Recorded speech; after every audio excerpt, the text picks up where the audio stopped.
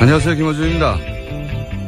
지난 주말 엔스플 뉴스에 따르면 네이버는 대한프로축구연맹에 대한 비판 기사를 재배치해달라는 프로축구연맹 홍보팀장의 청탁을 받고 실제 기사 노출이 최소화되도록 조치했다고 합니다.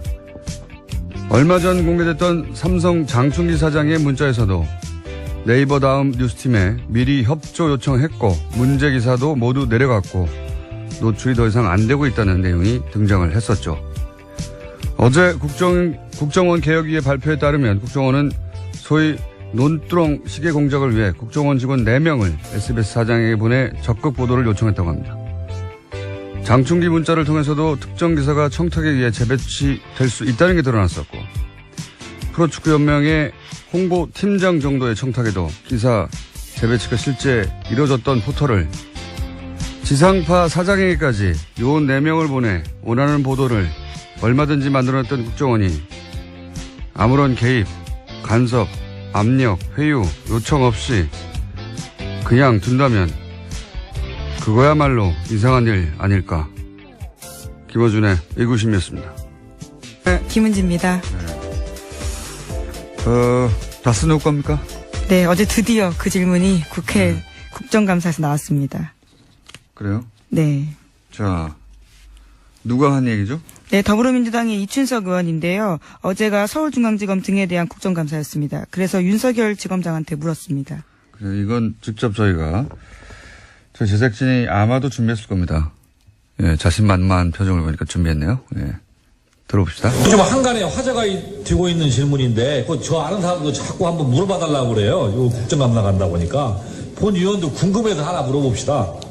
저시 다 뜨면 누구 거예요? 네? 이춘수 의원님, 누구 거예요가 아니고, 누구 겁니다. 예. 이미 통일이 된 지 오랜데, 예. 의원님, 다음에는 누구 겁니까? 라고 물어봐 주시고요.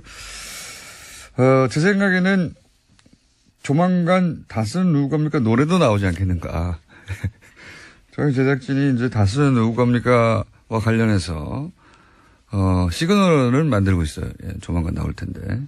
혹시 이제, 작곡에, 예, 재능이 있으신 분들은 예전에 이제 최순실송 나왔지 않습니까? 예. 네, 그렇죠. 굉장히 유명했습니다. 노래를 만들어주시면 저희가 처음, 틀어드리도록 하겠습니다. 자.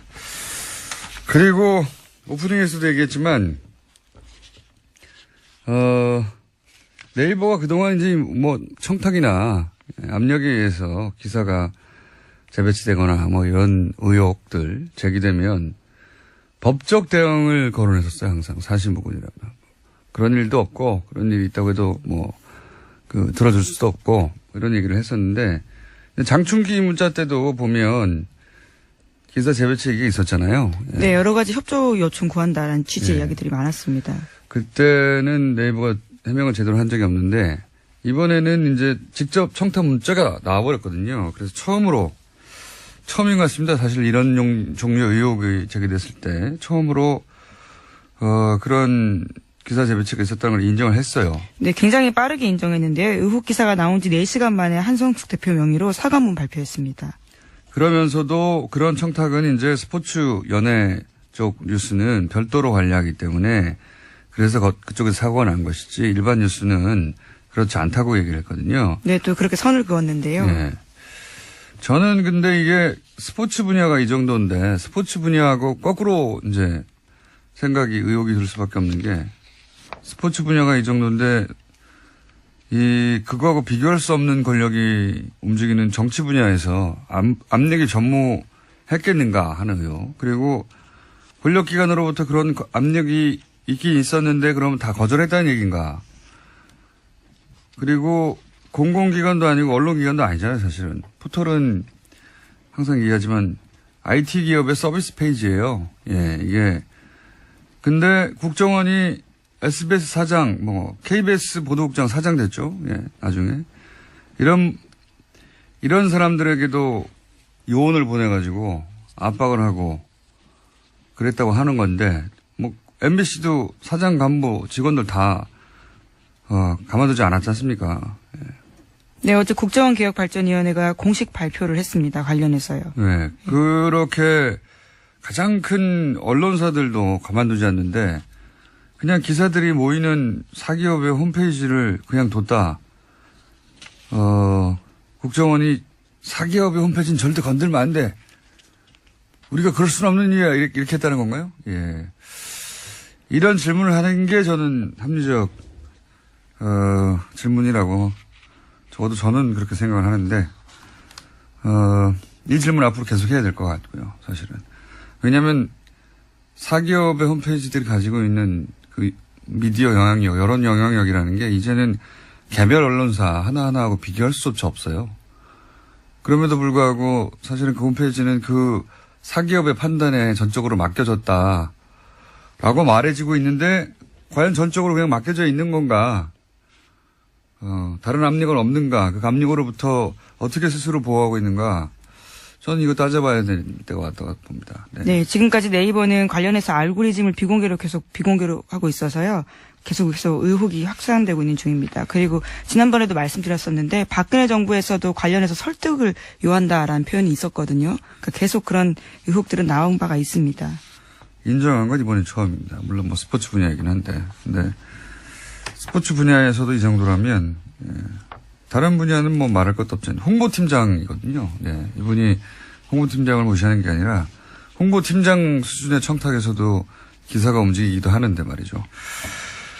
자, 관련해서 이제 제가 잠깐 얘기했지만 국정원 개혁위에서 이 소위 논두렁식에 관련해서는 공작을 했고 언론기관의 그 경영진 혹은 뭐 최고 간부에게까지 직접 가서 그런 압박을 했다.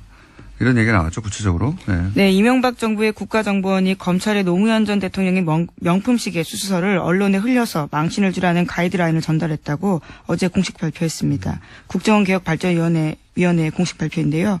2009년 4월 21일에 원세훈 전 원장의 측근인 국정원 간부가 이인규 당시 대검 중수부장을 만나서 한 이야기라고 합니다. 그래서 이인규 중수부장이 검찰이 한 게 아니라고 그렇게 얘기를 했었던 거군요. 만약에 이때 나한테 누구 단장이 찾아왔고 이런 말까지 했으면 더 대박이었을 텐데 여간 본인이 억울했던 거예요. 국정원이 와서 그렇게 얘기를 한 건데. 네, 두 사람이 만난 바로 다음 날 KBS에서 명품시계 수수를 보도했습니다. 그리고 뭐 SBS에서도 보도를 했고요. 예, 5월 달에는 논두렁 관련된 보도가 나왔었고요. 또 그리고 나서 보도가 나온 열흘 후에 노무현 전 대통령이 서거했습니다. 자, 이런 구체적인 정황, 예. 국정원에서 이런 이제 그 수사를 할 때 동정 여론이 유발되지 않도록 하는 방법론으로 이걸 채택을 한 것이고, 그리고 그러는 데 있어서 국내 이제 심리학자들을 동원해서 어떻게 하면 가장 정서적 타격을 줄 수 있냐 당사자한테, 그리고 동정 여론이 일지 않도록 할 것인가.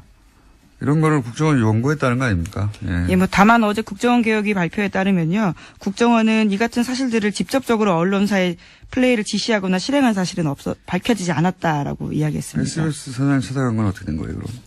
그게 직접적으로 한 거 아닌가요? 아니면 본인들이 문구를 만들지 않았다거나, 혹은 뭐 기사 보도를 어떻게 하라고 하는지 직접 지시하지 않았거나, 뭐 이런 거겠죠. 예. 이거 자체가 언론 플레이를 지시한 거죠. 네. 네, 어제 고대영 사장에게도 돈을 줬다라는 사실이 드러났는데요. 당시에 고대영 사장이 KBS 보도국장이었습니다. 보도협조와 관련해서 당시 KBS를 출입하고 있던 정보관이 돈 200만 원을 집행한 바가 있다라는 진술과요. 뿐만 아니라 돈과 관련된 예산 신청서, 자금 결산서도 나왔다라고 합니다. 뭐 200만 원 때문에 그렇게 했겠어요. 예. 그랬다기보다는 이제 그냥 감사의 표시인 거죠. 떡값처럼. 예. 200만 원을 받고 그렇게 보도를 하지 않았다라고 보여지진 않지만 일단 돈은 줬다는 겁니다.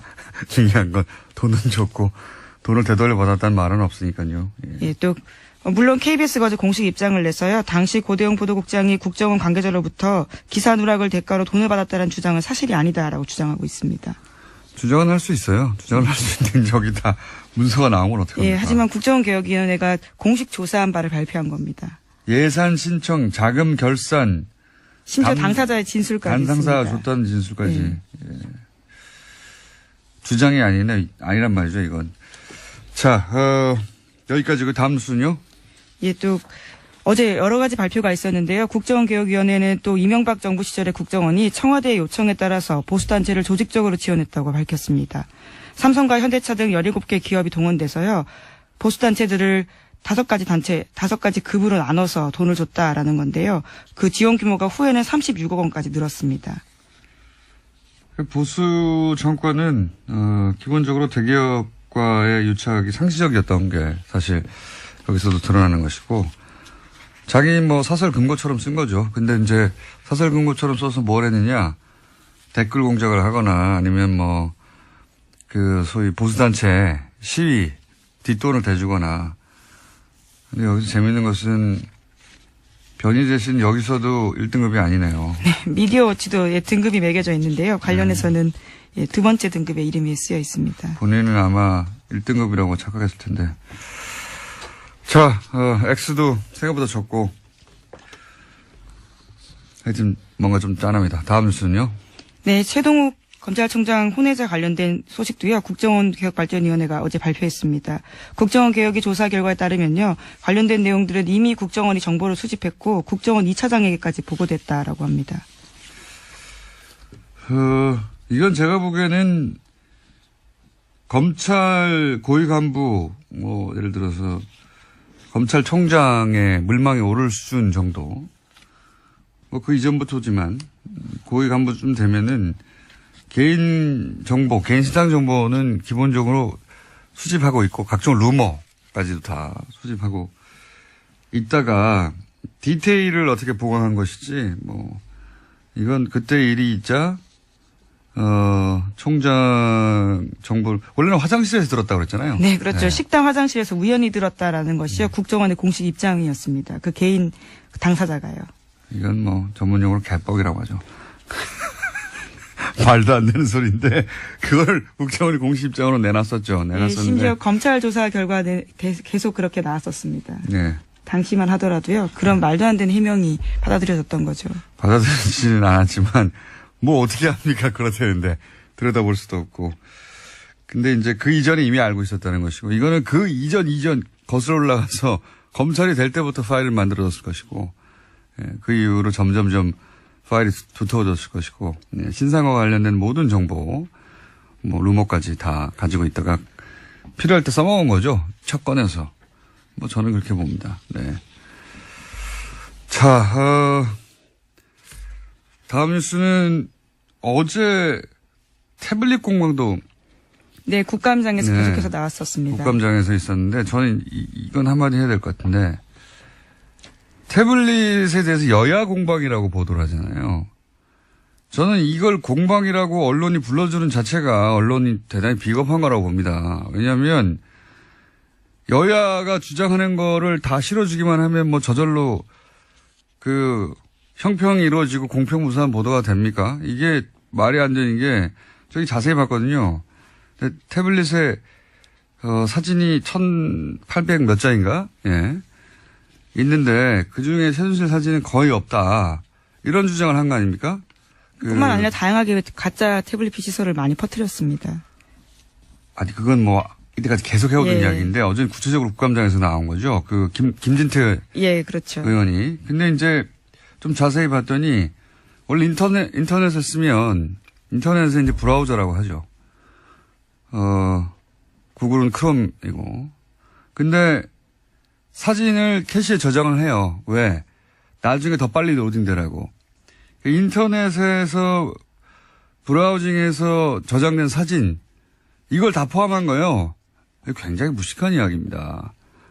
무식한 이야기고 왜냐하면 17장밖에 최순실 사진이 없다. 17장이라고 했는데 그게 아니고 1,800 몇 장이고 그중에 극소수에 불과하다 이런 주장을 한 거죠. 근데 나머지 실제 찍은 건 17개밖에 없어요 보니까. 이 사진 왜냐하면 사진들에는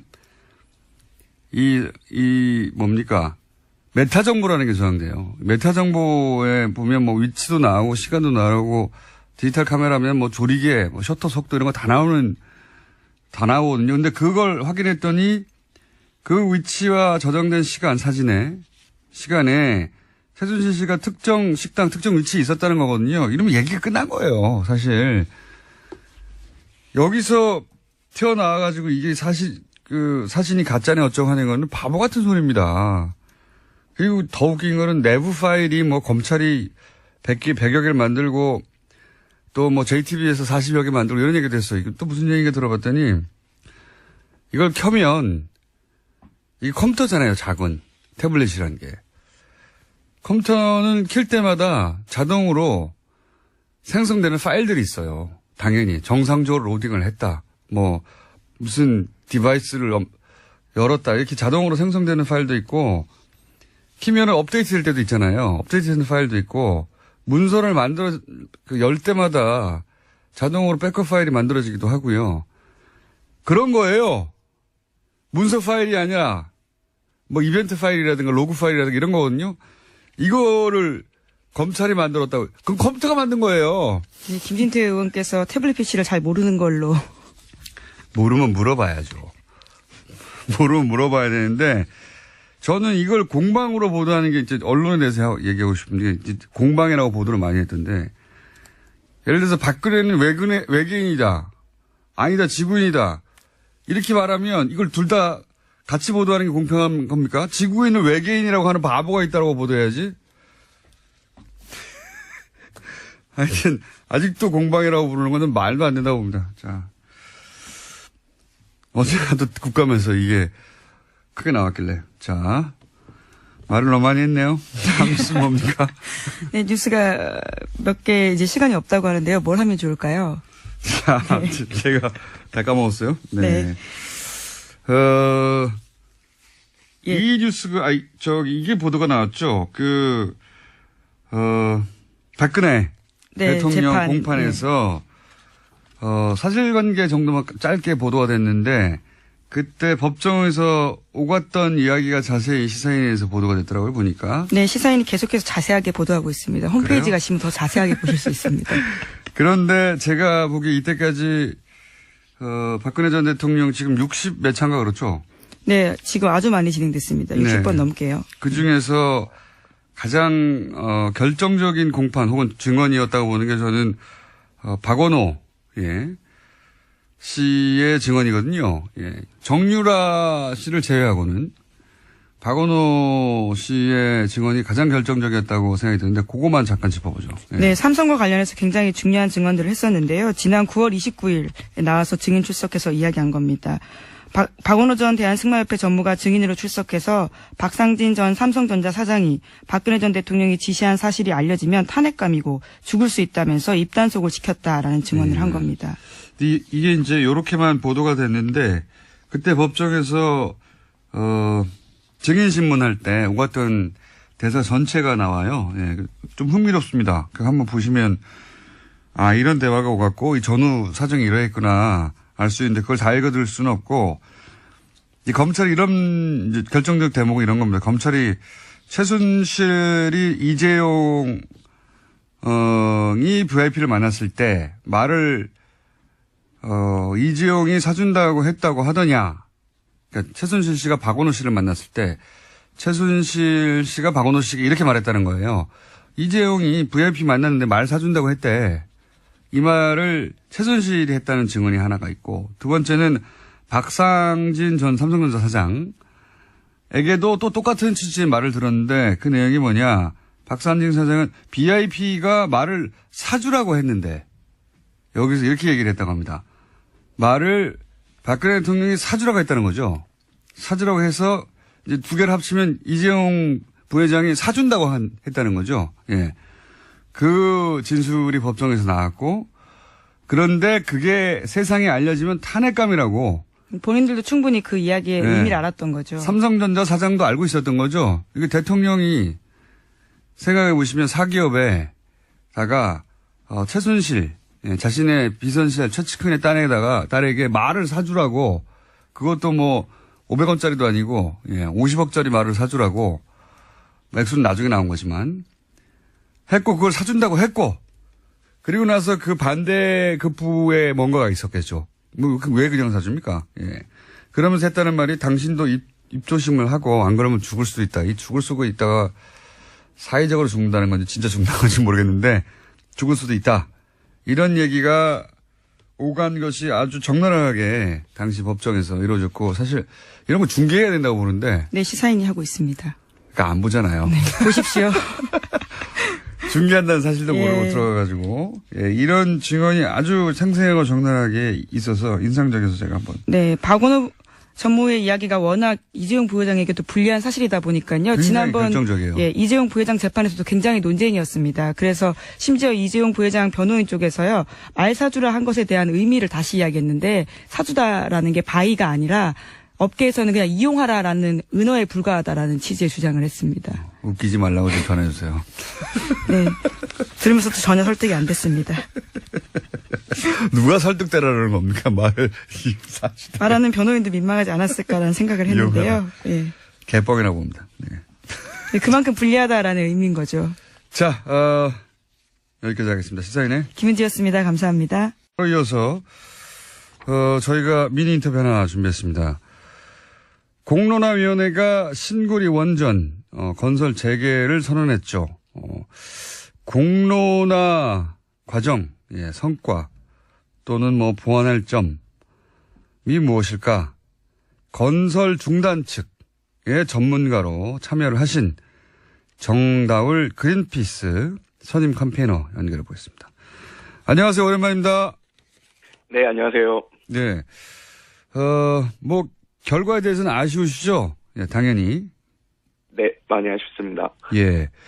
그린피스야 당연히, 탈원전이 입장이고, 그리고 건설을 중단해야 된다는 입장이었을 텐데, 당연히. 그런데 이제, 결과가, 수기 과정을 거쳐서, 건설 재개로, 본인들이 오랫동안 활동했던 주장했던 것과 정반대로 재개가 났습니다. 일단 이 공론화위원회 건설 재개 참여했던 시민들의 이 결론에 대해서는 어떻게 생각하십니까? 어떤 입장이십니까?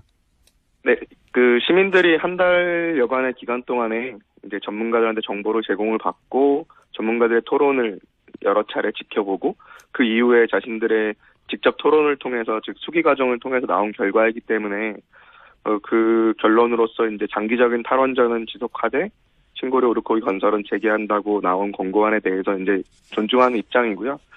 그다음에 말씀하신 대로 저희는 지난 2년 동안에 이제 신고리 오르코기 건설이 가지는 특수한 위험성에 대해서 계속 이야기를 해왔는데 이번 결정으로 인해서 부산, 울산에 걸쳐 있는 고리 원전에 전 세계에서 가장 많은 원전이 가장 큰 규모로 밀집하게 되고 주변에 만약에 사고 시에 피해받을 수 있는 한 500만 정도의 시민들이 있고 경제시설들이 위치해 있으니까 그걸 막지 못한 거는 많이 아쉽죠. 예. 예. 공론화 수기 과정 자체는 의미가 있고 결론은 아쉽고 그렇지만 또 한편으로는 장기적으로 원전으로 가야 된다는 게 또 결론이지 않습니까? 이 대목에서는 희망도 보였다가 이렇게 판단할 수 있을 것 같은데. 네, 맞습니다. 장기적으로 원전을 축소해야 된다는 시민들이 또 53.2%였고, 확대를 해야 된다고 답한 사람은 9.7%에 불과해서. 아, 그렇군요. 예, 장기적으로 새 정부가 추진하고 있는 탈원전을 포함한 에너지 전환 정책에 대해서는 시민들이 변함없는 지지를 또 보여주신 것 같아서 그런 측면에서는 상당히 바람직하고요. 그 다음에 이제 어쨌든 일방적으로 정부 주도로 진행돼 왔던 에너지 정책 과정이었는데 과거에 이제 시민들이 직접 참여해서 이런 참여하는 민주주의적 방식을 통해서 결정했다는 데에서는 상당히 큰 의미를 두고 있습니다. 이 건설 재개와 건설 중단 양측의 전문가가 부딪혔을 때 이제 중단 측에서 계셨던 전문가로서 중단 측의 전략 중에 미스였다 결과론적으로 보니까 미흡했다 이런 부분 혹시 없으십니까? 네, 일단 직접 참여한 사람 전문가 입장에서 보면은 원전이 지난 40년 동안 국가 주도로 정책적으로 성장시켜온 산업이잖아요. 네. 그래서 정부라든가 원전을 운영하는 공기업들, 원전 건설로 막대한 이익을 얻는 대기업을 포함한 산업계, 언론, 학계, 정부 연구기관, 이 전부가 한 팀으로 40년 동안 이제 운영되어 오고 지원해온 산업인 거죠. 그런 상황에서 이제 원전의 위험성이라든가 원전을 대체할 수 있는 대안에 대해서 열심히 이제 설명을 했지만 아무래도 좀 그 한계가 좀 있지 않았나라는 느낌을 받았고요. 워낙 기울어진 운동장 상황에서 한 달이라는 기간 동안에 했었어야 되니까요. 근데 그럼에도 불구하고 시민들이 이제 신고리 오르코기를 짓지 않았을 때 전력 그 공급의 안정성이라든가 그 다음에 이제 경제성 부분에서 그 실제 대안으로서의 재생가능 에너지를 신뢰를 가지는 데 있어서 좀 저희가 부족했던 것이 아닌가 이런 측면도 좀 반성을 하게 됩니다. 그렇군요. 그러니까 원전을 그러면 건설 중단한다면 그 대안으로 신재생 에너지가 지금 안정적인가 이 대목에 대해서 충분히 설득을 이루지 못한 것 같다. 한마디로 말하면. 네, 근데 이제 예. 이제 성장을 하려는 재생가능 에너지 상황에서 지난 40년 동안에 막대한 지원을 받아왔던 원전과 동일선상에 놓고 비교를 한다는 게 어떻게 보면 좀 공정하지 않은 부분이긴 하지만 현재 한국에서 재생가능 에너지가 1% 정도 되거든요. 태양광이나 풍력을 포함해서. 근데 이 재생가능 에너지를 직접 체험을 하고 이로 인해서 혜택을 받아본 시민들이 많이 없다는 거죠. 그래서 실제 대안으로서 그렇죠. 예. 대안으로서 자리를 잡고 있고 많은 국가들에서 하고 있음에도 불구하고 여전히 우리나라에서도 될까라는 부분에 대해서 확신이 없으셨던 것 같고요. 심지어 이런 질문도 받았어요. 이게 시민들이 각 조에서 한 10명 정도 수기 과정을 통해서 그 조에서 대표적으로 하고 싶은 질문을 하나 던지거든요. 예. 근데 그 질문 중에 하나가 그 중단을 이야기하고 있는 전문가들에게 저를 포함해서 당신들 같으면 태양광 패널 옆에서 살고 싶겠냐는 질문이 들어왔어요. 그 얘기는 태양광 패널도 뭔가 엄청난 환경 문제를 일으키고, 뭐 전자파가 나오고, 여러 가지 위독한 물질들이 있고, 이런 부분에 대해서 우려를 갖고 계신 것 같아요. 그래서 제가. 원전 옆에서는 500만 명이 사는데. 네. 예. 그래서 저는, 제가 집에 태양광 패널을 설치하고 저는 그로 인해서 전기요금도 절약하고, 또 여러 가지 혜택을 받고 있다라고 말씀을 드렸던 거죠. 근데 이렇게 경험을 해본 사람과 그렇지 않은 사람들과의 간극은 여전히 너무 컸던 것 같아요. 경험과 정보의 격차가 아직도 크군요. 이 신재생 에너지에 관해서는. 예. 네네. 마지막으로. 이해는 가는 거죠. 네. 네, 저도 이해는 상황이 갑니다. 네. 아쉬우실 것 같긴 한데. 자, 연결한 김에 짧게 한 가지만 더 여쭤볼게요. 혹시 물론 이 자체는 의미가 굉장히 있다고 하셨는데 혹시 이 공론화 과정을 거치면서 이 점은 좀 보완됐으면 좋겠다 하는 걸 짧게 정리해 주면요. 네네. 일단 첫 시도였기 때문에 당연히 여러 가지 이제 문제점들이 좀 노출이 됐고요. 기간이 상당히 짧은 측면에서 공정하고 충분한 토론이 이루어지는데 조금 한계가 있었던 것 같고요. 시간을 좀 뿐만 아니라 예. 양쪽 전문가들의 의견을 제공받는 것은 당연히 중요한데요. 예. 실제 그 공론화 과정에서 직접 전문가로서 참여해서 시민들 앞에서 활동을 하는 전문가들을 구성을 할 때 직접적인 이해관계에 얽혀있는 사람들이 많이 참여를 하게 되면 아무래도 공정한 그 토론이 되는데 좀 한계가 있지 않을까라는 우려도 좀 있고요. 직접적인 이해관계가 있는 분들이 참여하면 안 된다는 게 무슨 말씀이죠? 좀 구체적으로? 예를 들면 이번에 공론화 과정에서 문제가 됐던 게 그 원전 운영을 하고 있는 한수원이라는 공기업, 그다음에 원전 업계에 종사하고 있는 전문가들이라든가 아니면 원자력 공학을 전공한 직접 이해 당사자가 아닌 제3의 전문가들을 모셨으면 좋겠다. 그 직접 이해 관계를 갖고 있는 전문가들의 정보는 제공을 받는 거죠. 근데 그분들이 직접 그 모든 토론에 나와서 다 건설 재개를 대표하는 거는 분명히 공정한 토론에 있어서 좀 문제가 된다고 보는 거죠. 알겠습니다. 전문가 선정이라든가 시간 문제라든가 이런 걸 좀 더 보완해줘야 된다. 이런 말씀이시네요. 예. 네. 그리고 공론화 자체가 민주주의적으로 의미가 있지만 모든 또 부분이 다 공론화를 통해서 이루어져야 그렇죠. 된다는 방향으로 가는 것도 좀 우려가 있으니까요. 네. 예를 들어서 윤리 문제라든가 인권 문제를 공론화를 통해서 결정하는 정다우 씨? 예. 다 말씀하시면 안 됩니다. 시간이 없어요. 저희가 네, 알겠습니다. 이 문제는 저는 찬반 참여했던 전문가 두 분을 동시에 모셔가지고 좀 네네. 집중적으로 다뤄볼게요. 오늘은 이제 의미 정도 또 아쉬움 네네. 정도 어쨌든 이쪽이 승부로 따지면 진 쪽이니까 얘기를 먼저 들어봤습니다. 네. 네. 너무 아쉬워하지 마시고요. 저희가 다시 모실게요. 같이. 네, 감사합니다. 예, 지금까지 정다울 그린피스의 선임 캠페이너였습니다.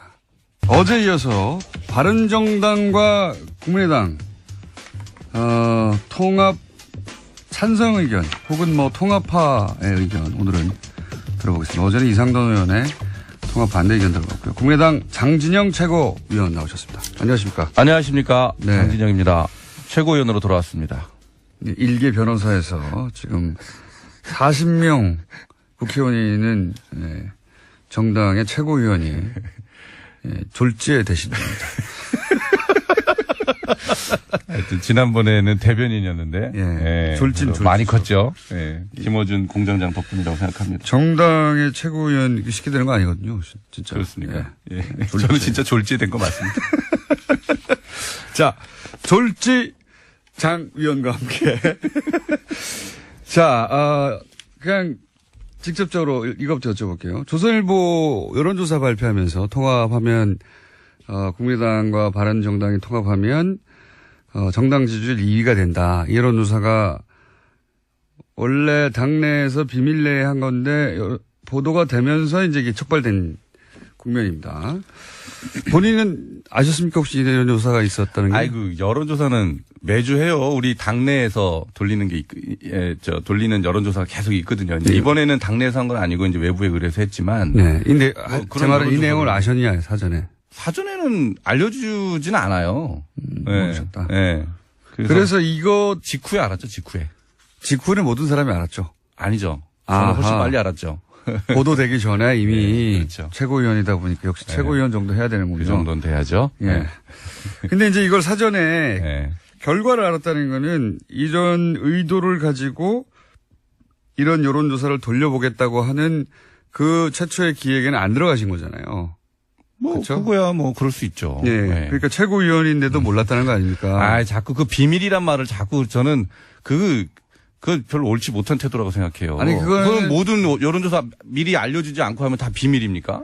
그건 아니죠. 그건 아니죠. 그 말이 아니라 이거는 비밀이라고 갖다 붙인 이유가 뭐냐면 만약에 통합의 논의가 있었고 그 논의를 가지고 그럼 우리 여론조사 해가지고 한번 알아보자 이랬으면 비밀이 아닌데 통합 논의 자체를 숨기고 여론조사부터 언론을 통해서 발표하니까 비밀이라고 하는 거죠. 글쎄요. 그러니까 의도가 있는 사람들이 있었다. 근데 그 의도를 최고위원도 몰랐다. 그러니 최고위원도 몰랐으니 다른 의원들은 또 몰랐고 그럼 열받았다 이거 아닙니까? 근데 네. 지금 그 전의 논의를 보면 민주당에서 연정 제안이 왔었고 네. 그다음에 또 당 일각에서는 바른정당이랑 같이 가야 된다는 또 의견이 있었고. 그건 뭐 네. 오래전부터 있었습니다. 그러면 그렇죠. 오래전부터 있어 왔죠. 그러면 국민의당 입장에서는 야 민주당, 바른정당 이거 뭐 어떻게 하는 게 좋을까? 네. 뭐 그거는 당연한 그 의문 아니겠어요? 거기에 대해서 한번 물어보자. 그리고 그 전에는 그 바로 직전에는 당원들 상대로 그런 유사한 조사가 있었어요. 당원들 상대로. 네. 네. 아, 여기서 새로운 사실이 나오네. 네. 당원들한테서 물어봤군요. 그러니까 이제 우리 정례 여론조사에서 그런 내용이 일부 있었어요. 네. 네. 근데 그거를 그러면 제대로 한번 물어보자. 이렇게 하는 게 저는 갑작스러운 일은 아니라고 생각해요. 제가 최고위원이지만 왜 나 빼놓고 이런 조사했어? 이렇게 격앙되지 않았다는 거죠. 이게 단순 여론조사면 할 수 있는데 이 여론조사가 단순 여론조사고 그리고 만약에 바른정당과 국민의당의 통합에 예를 들어서 여론조사 수치가 3%밖에 안 나왔다. 그러면 그 조선일보에서 조서 보도했겠습니까? 본인들이 원하는 결과가 나왔으니까 보도했죠. 제 말은 의중을 가진 거라는 거죠. 이거는 그렇게 하고 싶은. 글쎄, 뭐, 의도가 뭐였든 간에 결과는 의외였던 것 같아요. 놀랬다 그러잖아요. 좋았겠죠. 놀랬다가 아니라. 자, 좋았을 수도 어쨌든 있고. 몰랐던 분에게 더 묻지 않겠습니다. 근데 이걸 기분 나빠하는 의원들도 이해는 가시죠. 뭐, 그럴 수도 있겠지만, 예. 저는 그게 뭐, 이거를 자꾸 비밀을 강조하는 별로 그 근거가 돼서는 안 된다. 그건 이상하다라는 거예요. 오히려. 비밀은 맞죠. 에이, 그것까지 부인하실 거는 아닌 것 같은데. 글쎄요. 비밀 이해한 건 맞지 않습니까? 아니, 모든 조사는 미리 안 알려주고 한다니까요. 왜 자꾸. 그렇게. 아니죠. 모든 여론조사는 다른 거 하시죠. 아이, 참. 듣는 분들 굳이 짜증날 숨길 이유가 없는 여론조사가 대부분이죠. 예, 이거는 굳이 숨겼던 여론조사라고 저는 보여지는데, 야, 그건 넘어가고요. 그거는 이제 다른 쪽 일단. 시각에서 보시니까 예. 그런 것 같아요. 다른 쪽 시각에서 보는 분들이 국민의당에도 많은 게 문제예요. 예, 제가 중요한 게 뭐 아니고. 그럴 수 있죠. 예. 예. 자, 찬성파가 30명이다, 10명이다 아니다. 예. 뭐 왔다 갔다 하는데 이건 어떻게 보십니까? 그 통합 이거- 찬성파가 30명이라는 보도가 있자 예. 아니다, 10명이 안 된다고 어제 이상도 의원이. 저는 예. 지금 동아일보에서도 뭐 조사를 해서 발표했고 했는데 여기서 제일 중요한 것은 시기라고 생각해요. 시기요. 시기. 언제 근데- 하느냐? 그렇죠. 예. 그런데 시기와 절차가 중요한데 질문을 그냥 바른정당이랑 우리 통합하는데 찬성합니까? 이렇게 물어보면 예. 이게 뭐 당장 통합하자는 거냐 이렇게 해석하는 사람도 있고 저처럼 저는 지금 당장 통합하자는 데는 별로 그건 소극적이에요. 예. 이 연대 뭐 가치나 이런 것들을 같이 만들어가고 명분을 쌓아서 통합으로 갈 수도 있다. 갈 수도 있다. 네, 이런 입장이거든요. 근데 그러면 질문이- 저는 통합 찬성파입니까 반대파입니까? 아, 그런 저 식으로. 같은 사람들의 의견이 여기 정확하게 반영이 안 돼 있다는 거예요. 오케이. 예. 그래서 어쨌든 그렇게 좀 중도 통합 찬성파를 좀 포괄적으로 숫자를 잡지 않았냐. 좀 넉넉하게. 잡으면 이렇게 이거보다 전 더 많아질 더 많아질 수 있다고 생각합니다. 그거를 명확하게 질문을 하면 네. 그래서 이 수치는 그렇게 의미가 없다는 거예요. 의미가 없다. 예. 그런데 이제 이렇게 이제 본인이 통합파로 분류된 보도가 나오자 나 통합파 아니다. 네. 라고 하시는 분들도 물론 있고요. 예. 지금 전체적 현재 분위기는 어떻게 파악하고 계십니까, 그러면?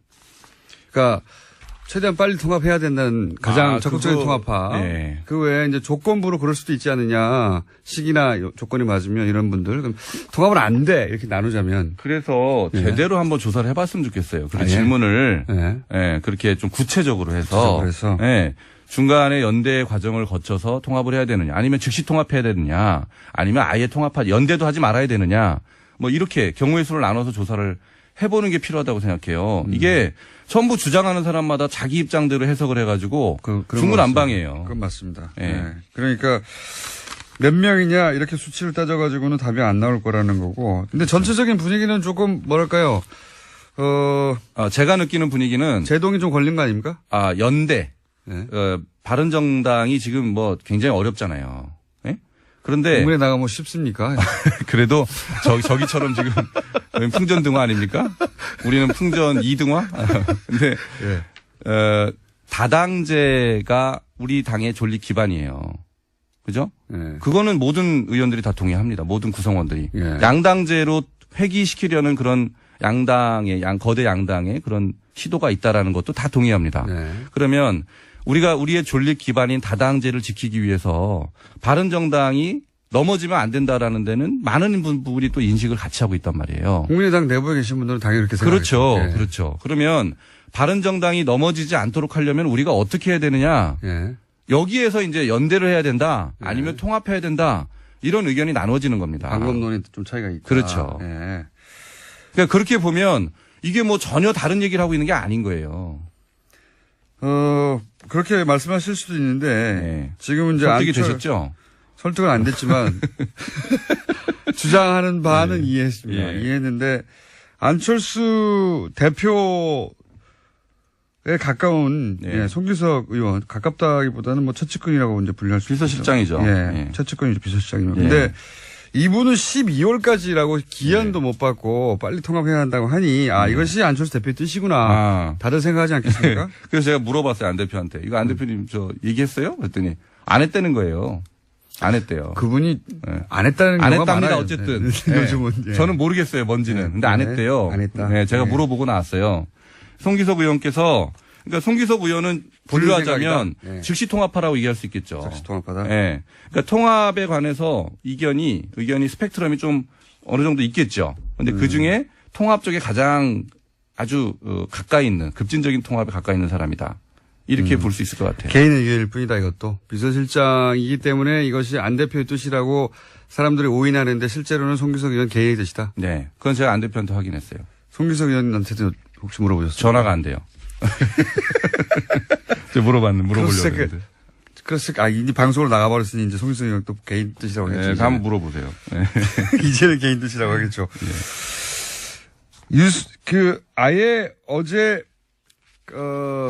이거는 불가능하다. 조건부의 문제가 아니라 네. 이상돈 의원이 보는 관점이긴 합니다만 유승민 의원이 지금 국민의당과 통합할 리가 없다. 네. 네. 그럴 리가 없다고 하는 의견에 대해서 어떻게 보십니까? 물어보셨대요? 유승민 의원한테 물어보셨대요? 본인이 보기 그렇다는 거죠. 그러니까 네. 지금 유승민 의원의 발언을 보면 저희가 보기에도 좀 저분이 뜻이 뭘까? 이렇게 좀 헷갈리는 부분이 있어요. 네. 네. 처음에는 아니 너무나 생각보다 빨리 통합 얘기를 하시더니 그 다음에는 뭐 또 햇볕 정책, 호남 지역주의 말씀을 하시고 또 어제는 또 어제 그제입니까? 보수, 개혁 보수 얘기를 하셨잖아요. 네.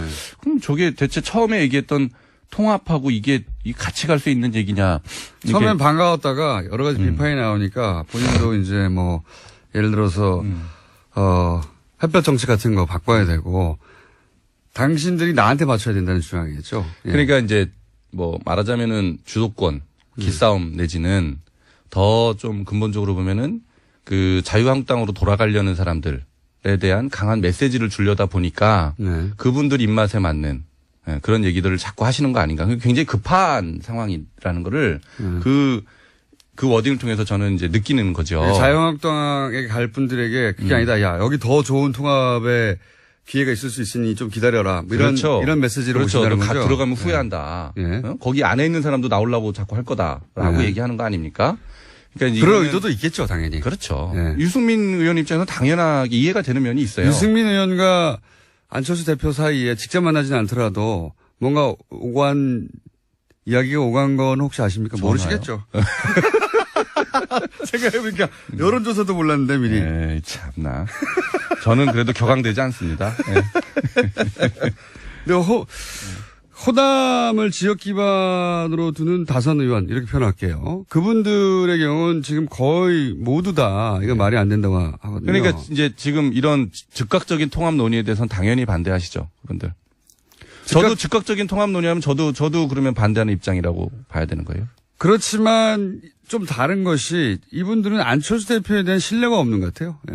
기본적으로. 그럴 수도 있고요. 예. 예. 그러다 보니까 신뢰가 없으니까 더욱 무슨 꿍꿍이 속이 있는 거 아니냐 불신하는 것 같고. 예. 그리고 뭐 역량에 대한 의문 제기도 있는 것 같고. 그런데 이제 그분들의 뜻이긴 한데 어쨌든 지금 국민의당은 근데 그분들을 무시할 수가 없지 않습니까? 절대. 아이, 그럼요. 예. 이분들이 이렇게 생각하고 있는데 이게 가능하겠습니까? 뭐 만나신다는 거 아니에요, 안 대표가? 오늘 안 대표의 만나요. 역량이죠. 안 대표가 호남 중진 의원들 만나서 뭐 오해가 있으면 또 말씀드리고 설명하고 이게 왜 필요한지 이해 구하고 그다음에 아까 말씀드린 대로 그분들도 제3정당 하겠다고 지금 계신 분들이거든요. 예. 그럼 우리가 어떻게 가야 되느냐라는 부분에 대한 합의할 수 있는 부분도 합의하고 그렇게 해야 되겠죠. 안 대표 정치 역량이 이제 본격적인 실험 무대에 올라온 네, 거죠. 이 그렇습니다. 국면을 어떻게 통과하냐에 따라서 맞습니다. 예, 정치 지도자로 확 올랐을 수도 있고 그렇습니다. 확 꺼질 수도 있어요. 그렇습니다. 확 꺼지면 최고위원도 같이 날아가는 겁니다. 개의치 않습니다. 안 대표께서 예. 이번에 전당대회 출마하실 때 그런 뭐 지적에 대해서 다 그렇게 뭐 맞다. 내가 마지막으로 내 모든 힘을 다 할 거다. 이렇게 이제 본인도 본인 스스로를 시험대에 올려놓겠다라는 데 동의하고 오셨기 마지막은 때문에. 아닐 거라고 봅니다. 아, 그래요? 예, 네. 아직 지금 대선 5년 남았는데요. 제가 보기에는 이번에 실패하면 예. 굉장히 가능성은 더 낮아진다라고 타격은 생각하는데요. 크겠지만 또 나오실 거라고 봅니다. 이게 잘못되면 그래서 안철수 대표 체제가 흔들릴 수도 있다. 라는 게 이상돈 의원의 분석이었는데 그 대목은 저는 동의합니다. 흔들릴 수 있어요. 그죠? 어떤 게요? 이 그러니까 통합 논의요? 지금 시험 무대에 올라왔다고 의원님도 생각하시는 거잖아요. 네. 그렇죠. 이게 잘못 처리되면 대표 체제가 흔들릴 수도 있다. 네. 근데 저는 뭐 잘 될 것 같은데요. 어떻게 잘 풀릴 거라고 보십니까? 그러니까 다시 말씀드리지만 이 다당제는 우리 당의 절박한 기반이에요. 네. 예, 이거를 어떻게 해서든지 만들어가야 되는 거예요. 네. 그걸 위해서 바른정당의 연대 또는 관계 모색도 그래서 필요한 겁니다. 네.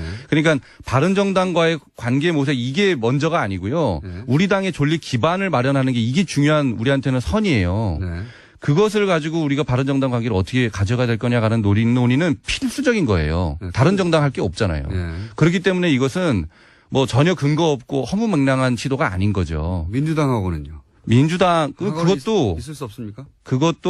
우리 당 내에서는 그렇게 해야 된다는 분들이 있어요. 네. 같이 논의해야 되겠지만 그러나 제가 느끼기에 훨씬 더 많은 분들은 민주당이 여태까지 우리 당한테 보였던 여러 가지 언행들, 행태들 이런 걸 봤을 때 신뢰가 별로 없어요. 바른정당은 잘해줬나요? 그동안? 그건 뭐 잘해준 것도 없고 못해준 것도 없죠. 네. 예. 그러나 민주당은 우리 당을 굉장히 많이 이제 공격을 했고 말하자면 국민의당이 훨씬 더 괴롭혔죠. 많이 공격했죠. 그 공격으로 따지자면야. 아이, 그거는 야당으로서의 비판이죠. 비판이죠. 아, 그건 비판이고 여기는 그렇죠. 괴롭힌 것이다. 이제 존립 기반 자체를 우리가 민주당은 흔들지는 않았잖아요. 그런 점에서. 흔들 수가 없었던 거죠. 그렇죠. 어쨌든. 흔들고 싶은데. 장진영 최고위원이었습니다.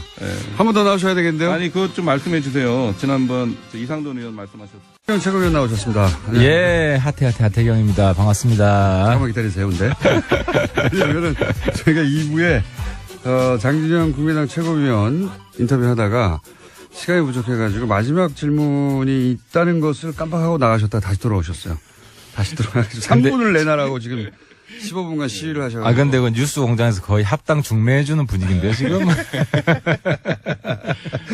자, 그럼 중매 현장에서 질문해 주시죠. 예, 3분을 할당받으신 장진영 최고위원님께 무슨 질문이냐면 어제 이상돈 의원 인터뷰 때 지역 최고위원적 일거 사태에 관해서 유력한 지역구 원외위원장 같은 경우는 반대하고 있고 뭐 이런 식으로는 안 된다 이런 취지 말씀하셨어요. 여기에 대해서 할 말이 있으시다고. 예. 이렇게 지금 지역위원장 사퇴 권고안이 제2창당위원회에서 나왔고요. 네. 근데 이제 그게 진행되는 중에 바른정당 통합 건이 이제 불거진 겁니다. 네. 시기적으로 겹치다 보니까 네. 이게 바른정당 통합을 염두에 두고 지역위원장들을 네. 사퇴시킨 거 아니냐, 그렇죠, 사퇴시키려고 그렇죠. 했던 거 아니냐 이런 네. 문제 제기가 있었죠. 네. 그걸 어저께 누구죠 이상돈 의원께도 질문을 하셨던 말이니까. 근데 그게 시기적으로 겹쳐갖고 참 저도 우연이다. 참 그렇긴 한데 생각해 보면은 이치에 안 맞는 거예요 그 의혹이. 왜냐하면 왜 그렇습니까? 우리가 일반 뭐 조그만 기업 우리가 그 M&A 같은 거 네. 기업을 양도하거나 점포를 누구한테 팔 때도 어떻게 합니까? 네. 허위 매출을 일으켜서라도 외형을 키우잖아요. 네. 예? 그게 기본이에요. 네. 남하고 이렇게 협상해서 우위를 점하려면 우리 덩치는 이렇게 커. 네. 이렇게 해야 되는 그게 이제 일반적인 건데 그러면 지금 우리가 지역위원회가 254개인데 그중에 한 230개밖에 없었어요. 네. 230개. 근데 최근에 또 정리가 됐고 한 210 몇 명밖에 없단 말입니다. 네. 나머지 한 30개가 비어 있는데 그 자리를 오히려 채워야 우리가 바른정당과 협상 과정에서 뭔가 새싸움을 할 수 있을 거 아니에요. 그런데 오히려 있는 사람을 다 비운다? 이거는 바른정당 통합을 염두에 뒀다 그러면 오히려 안 해야 될 그런 프로세스죠. 그래서 그런 점에서 그 의혹은 상식에 맞지 않는 의혹이다. 그 말씀 드리는 거예요. 아하, 그 말씀을 못 하셔가지고. 네, 그 그럼 말씀 제가- 꼭 해드리고 싶었어요. 제가 반론해볼까요? 해보세요. 예. 제가 좀 이따 반론하죠.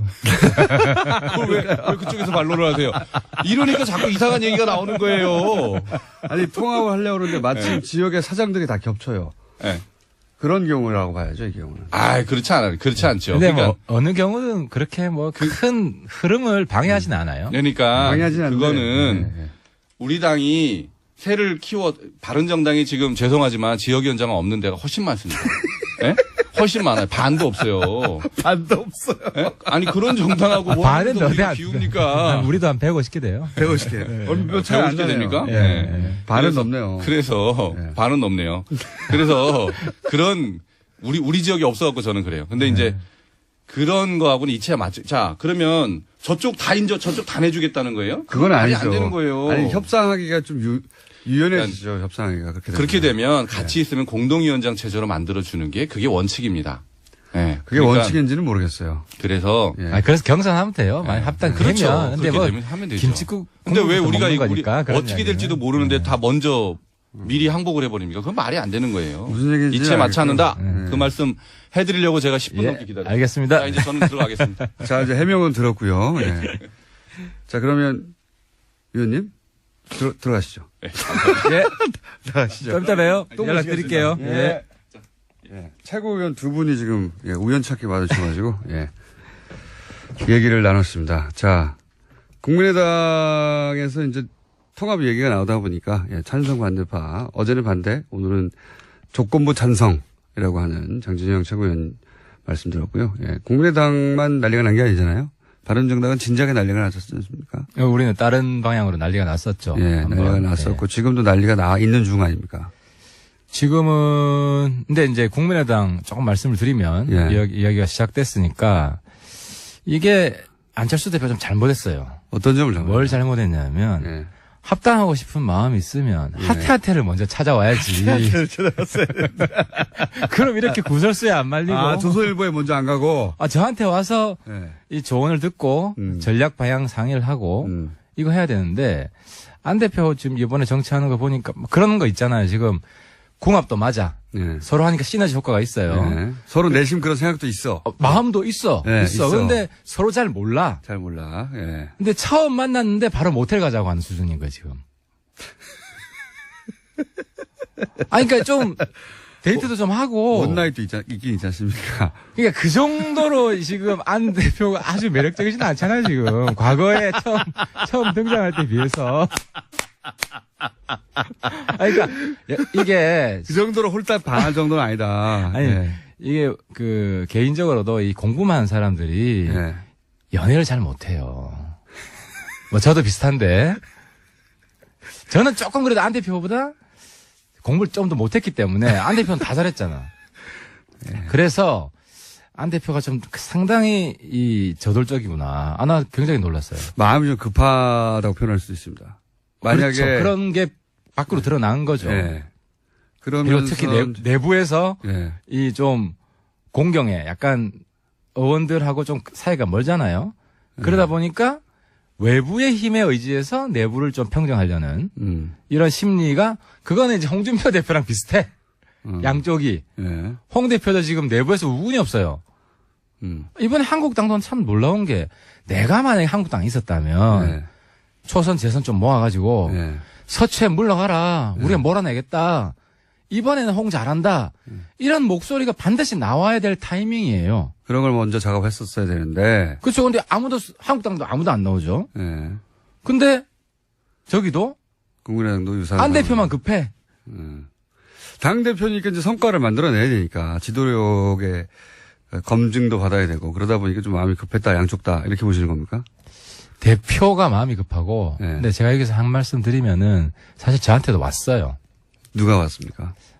우리 손학규 지사가. 아, 국민의당 쪽에서. 처음 손학규 밝히시는 지사가. 거네요.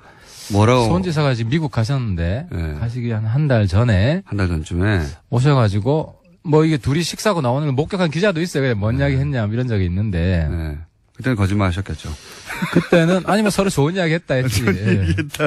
근데 이제 손 지사가 네. 그때만 해도 합당까지 이야기는 안 했어요. 합당은 아니었고. 합당까지는 안 하고 힘을 합치긴 합쳐야 되는 힘을 합치는데 네. 구체적인 방식은 그래서 제가 그 다음에 이야기한 게 기억나죠? 2단계 통합론, 예, 예. 2단계 연대론, 예, 예, 예. 정책 연대하고 예.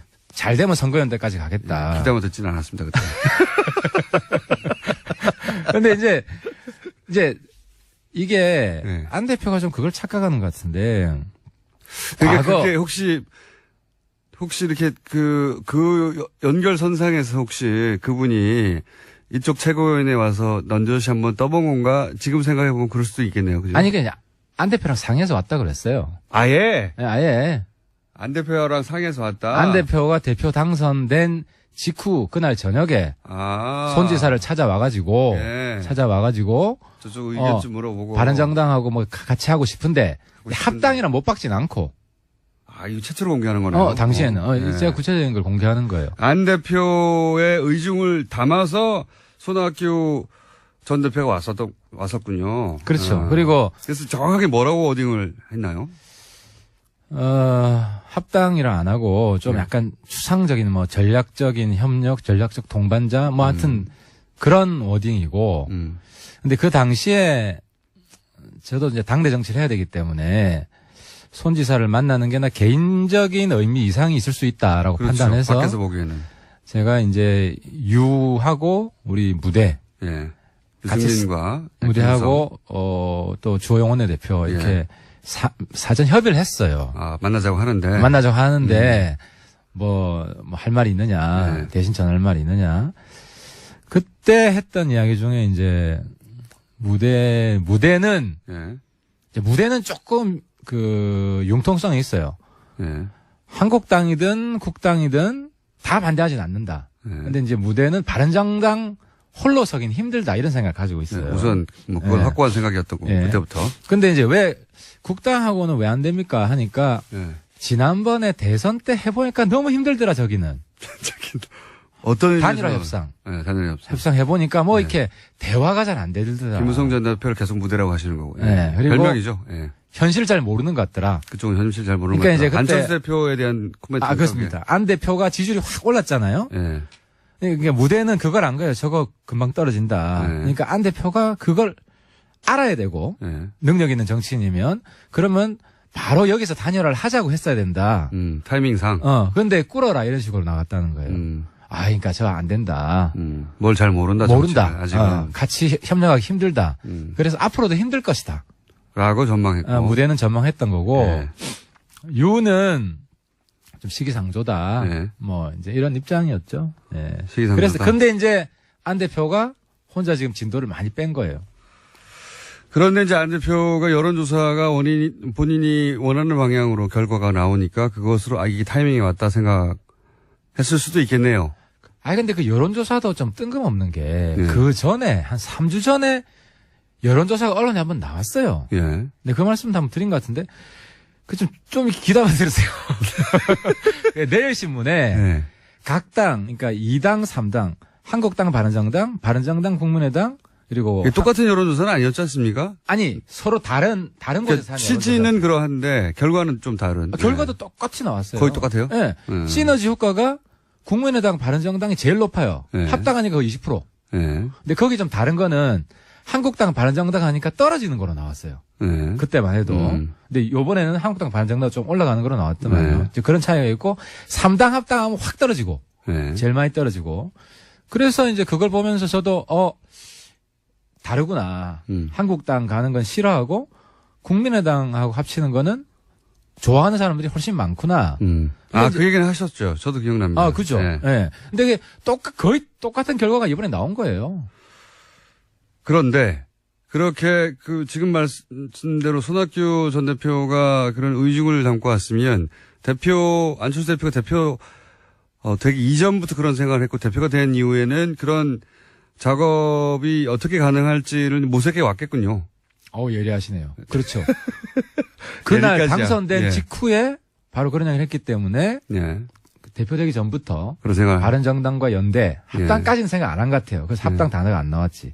그러니까 연대는 생각을 했다고 봐야 되죠. 그러다가 자유한국당과 탈당파, 그러니까 통합파가 아니라 탈당파가 하는 게 더 맞죠. 지금 바른정당의 탈당파들이. 그렇죠. 탈당파죠. 예, 예. 탈당파들이 움직임이 있다는 얘기가 나오니까 이게 더 밀어서는 안 되겠다 하고 타이밍을 그때로 본 걸 수도 있겠습니다. 그죠? 저는 그거라고 생각해요. 이거 그냥 놔두면, 그러니까 제가 안 대표한테 고마운 거, 솔직히 고맙습니다. 이 자리에서 네. 왜 고맙냐면, 탈당파 불을 꺼졌어요. 불이 꺼졌습니까, 실제? 많이 꺼졌죠. 왜 많이 꺼졌냐면, 예. 탈당파 내분이 일어난 거예요. 탈당파에서도. 내분이. 왜냐하면 이 안 대표가 주호영 대표를 만났잖아요. 네네. 근데 이 공개하라는 이야기를 안 했어요. 예. 근데 주호영 대표가 사실은 한국당 합당파라고 스스로 말해왔죠. 고백했는데 모두가 다 알고 있고. 사실 협상 창구예요. 네. 그 협의를 하고 있는 네. 창구 중에 하나인데 여러 창구가 있지만 주호영 대표가 저쪽도 만났어. 국당을 만나고 국당과 바른정당은 가치도 같고 뭐 다른 게 별로 없다. 예. 주호영 대표가 마치 적극적인 국당 합당파인 것처럼 보이게끔 된 거예요. 왜 그렇게 말씀하셨을까요? 그래서 제가 물어봤지. 예. 주호영 대표한테. 난 마음 비었다. 예. 대구는 국당 합당 안 좋다. 예. 하지만 난 할 건 정치할 만큼 다 했고 예. 사선했고 이제는 정말 좀 길을 여는 예. 정치 사회에 좀 뭔가를 만드는 조영 원내대표 이야기입니까, 지금 예? 말씀하시는 게? 그렇죠. 예. 그래서 저는 마음 비운 사람이 뭘 못하겠냐. 그러니까 양쪽 다 열려 있다 해서 일종의 제가 볼 때는 폭탄 선언이었어요. 폭탄 선언 맞네요. 한국당 합당파가 예. 국당 합당파를 약간 전향한 느낌? 그러니까요. 그러면서 이제 무대까지도 한번 자기가. 교감을 해보겠다. 그걸, 오. 그런 있는 순간 저는 이거 확 찌그러졌다 합당파가. 그래서 그게 며칠 전 얘기입니까? 그 이런 논의가- 일주일쯤 전 그리고 그 직후에 일주일이요? 그러니까 안 대표 만난 그 다음 날이에요. 예. 그 다음 또 날이고. 변했을 거예요, 근데. 근데 이제 문제는 그리고 나서 우리 탈당파가 국당 바른당은 야합이다 그랬잖아요. 예. 이게 바로 주 대표를 가리켜서 내가 볼 때는 네. 아니 주 대표 말고 다른 사람은 우리 내에 네. 자강파 중에 합당 추진하겠다는 이야기를 공개적으로 거명한 사람이 누가 있나요? 생각해 보세요.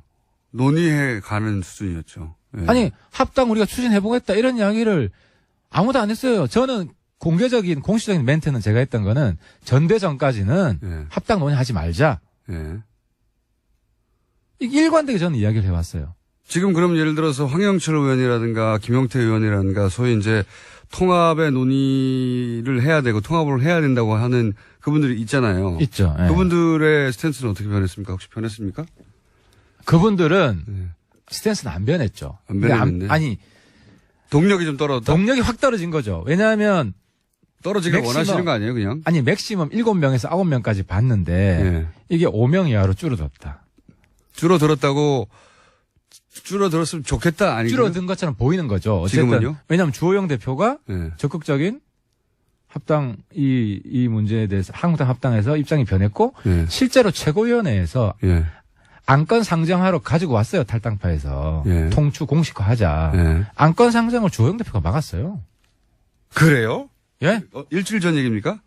그게 일주일에서 열흘 상간.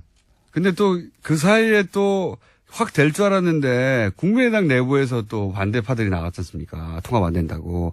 그걸 보고 또 주호영 원내대표는 또 바뀌지 않았을까요? 안 되겠다, 물론 다시 자유한국당으로 정치인의 생각이 우리 내부에니까 매일 왔다 갔다 할 수 있어요. 가자. 네. 근데 이제 국민의당은 원점에서 예. 진도가 나가고 있죠. 그러니까 그 전까지 논의 수준은 정책연대, 선거연대 요까지 이야기하다가 예. 이제는 통합을 가지고 합당까지도 지금 대화 항목에 들어갔잖아요. 테이블에 올라갔죠. 그러니까 네. 전반적으로는 진도가 나간 거죠. 그런데 여기서는 진도가 빠졌다. 한국당에는 오히려 후퇴한 거예요. 그럼 서청원 의원과 그 홍준표 대표가 부딪히고 있잖아요. 예, 과거에 임명진 위원장하고도 서청원 의원이 한번 부딪혔죠. 그때는 부딪힌 척만 했다. 결론으로 보니까 그랬는데 이번에도 두 분 다 홍 대표나 뭐 서청원 의원이나 정치 짬밥이 대단한 분들 아닙니까? 그렇죠. 예, 그래서 싸움을 시작하기 전에 여기까지만 싸웁시다 했다가 갑자기 싸우다 보니 승질이 나가지고 더 나갔는지는 모르겠어요. 그래서 제가 이 홍 대표님한테 한 가지 드릴 말씀이 빨리 귀국하셔야 됩니다, 지금. 미국에 계실 때가 아니에요. 네. 어제 결정적으로 전술핵 때문에 가셨다고 하던데. 안 전술핵 때문에 갔는데 안 될 거 뻔한데. 지금 여기 핵폭탄 터진 거 끄셔야 됩니다, 지금. 폭탄. 어제 나 깜짝 놀라서 이용주 예. 의원, 국민의당 이용주 의원이 물증이 있다. 물증이 있다, 뭔가. 항소심에서 진술 번복 요청했다. 이거는 홍준표 대표가 페이스북 쓴 거는 네. 재판 시작하기 전에 자제 요청했다는 거거든요. 서청원 의원 쪽에다가. 그래서 서청원 예. 의원 쪽에다가. 근데 거짓말인 게 들통이 일단 났어요. 만약 이용주 의원이 무슨 물증이 있다면요. 일단면. 아직 공개하지 않았으니까요. 근데 이용주 의원도 물증이 없으면 이제 이용주 의원 정치 못해요. 말하기 힘든 상황이죠. 지난번에 문준영 채용 예. 증거 조작. 예. 에다가 또 증거가 없는데 있으니까 했겠지, 이번에. 이번에 있을 거라고 저는 봅니다. 예. 근데 인터뷰를 하고 싶어도 국감 이전에는 안 한다고 하셔가지고 못하고 있는데. 아무튼 이용주 의원 때문에 예. 홍 대표는 지금 한국당 합당, 그러니까 바른정당 합당이 문제가 아니라 본인 정치 생명이 끝나게 생겼어요, 지금. 글쎄 뭐 끝날지 않을지 누가 아니, 봐야 그러니까 하는데. 예. 한국당 합당파 입장에서는 예. 지금 그런 주장이 있었어요. 홍 대표가 서청원, 최경환 몰아내는데 힘을 보태줘야 된다. 네. 왜냐하면 의총에서 네. 쪽수 싸움이니까. 예. 그러니까 미리 들어가서 예. 지금 바로 들어가서 그 논리였다. 들어가서 손 하나 더 들어주자. 예. 이 논리인데 그럼 홍 대표 도와주자는 거잖아요. 예. 근데 거꾸로 홍 대표가 코너에 몰렸다. 그렇지. 어. 홍 대표를 도와줘도 지금 안 되는 이런 국면이 아닐까. 사안이 발생했다는 거지. 자, 이게 이제 소위 바른정당 자강파의 염원이 담긴 분석입니다. 그러니까 지금 바른정당 자강파가 코너에 몰리다가 네. 저는 진짜 정치하면서 너무 변화무쌍하면서도 이렇게 롤러코스터를 타는데 네, 끝났나 싶었는데 굉장히 다시. 제가 지난주에만 해도 침울했죠. 막 코 막히고 막 예. 눈물 날 것 같고 침울했는데 코 많이 먹으셨죠. 이제 좀 뚫렸어요. 이게 지금 바른정당 자강파가 예. 양쪽 패를 쥐고 오히려 저희들이 한국당을 흔들어서 거기에 합리적인 개혁파 나와라. 그 당 비전 없다. 자, 그럼 바른정당 그 소위 자강파 대 탈당파 이렇게 하죠. 탈당파의 어떤 드라이브가 좀 주춤한 건 사실입니까? 그렇죠. 지금 명분이 없어졌죠. 어떻게 서청원이나 홍준표나 국민들이 보기에 다르다고 생각하는 사람이 있죠. 그래서 서가 싸우면 홍 잘해라 이게 더 많을 거예요. 많았을 거예요. 근데 어제부로 둘 다 썩보다 썩은 보수다. 뭐가 다르냐? 예. 그래서 그러면 바른정당이 분당에 가까운 수준의 탈당이 이루어지지 않을 거라고 보시는 거예요? 아니면 해도 분당에 가까운 수준은 없고 소수? 있다면 극소수. 완전히 국민들한테 찍히는 수준의 예. 5명, 맥시멈 5명 아니면 3명 3명. 이하의 근데 지금 썩은 보수를 지원하기 위해서 탈당해? 명분이 약해지고 명분이 있다. 확 약해진 거죠. 이게 이제 원래 정치에서 코너 몰리면 보고 싶은 것만 보이고 그렇지 않습니까? 근데 제가 좀 자제해야 됩니다. 왜냐하면 또 다음 주에 또 무슨 일이 일어날지. 정치하면서 사람이 참 겸손하게 살아야겠다. 그러니까요. 일주일 사이에 지금. 그렇습니다. 일주일 사이에 또 무슨 일이 일어날지 모르기 때문에. 예. 아니, 우리 남지사, 이혜원 대표 그런 일 생길지 어떻게 알았습니까? 근데 남지사의 스탠스도 약간씩 변한 거 아닙니까? 남지사가 최초로 탈당한 분들 중에 한 분이 가장 강성이었는데 최근에는 일종의 조건부 통합 정도까지는 오신 거 아니에요? 남지사랑 저랑 좀 얘기를 많이 해요. 예. 이게 남지사 생각도 저랑 이제 좀 비슷해지는데 처음에는 한국당에서 한 명도 안 나올 것이다. 예. 라고 봤는데 홍서 싸우는 게 둘 다 망하는 길로 가기 때문에 예. 그럼 한국당의 구심이 없어지고 지지율이 확 떨어질 수 있습니다. 그러면 한국당으로 출마하고 싶은 지자체 선거에 예. 만약에 우리가 지금 바당국당 연합이 아니라 더 큰 규모의 예. 중도 보수 대통합. 그래서 자유한국당에서 탈당하고 국민당에서 그렇지. 탈당하고 바른정당 합쳐가지고 큰 한 40-50명짜리 정당을 만들 수도 있어요. 지금은 그렇습니다. 지금 완전히 국면이 전환되고 있고 더 큰 그림 두 당 연대가 아니라 새로운 민주당과 우리 통합한 예. 제가 이거 중도개혁 대통합이라고 부르겠습니다. 이 통합과 1대1 싸움을 만들 수 있는 지자체 구도를 목표로 가야 된다. 원대한 꿈을 가지고 지금 가야 될 때다. 한국당을 적극적으로 흔들고 거기 괜찮은 사람들 성태형 다시 와라. 다 용서해줄게 다시 와라.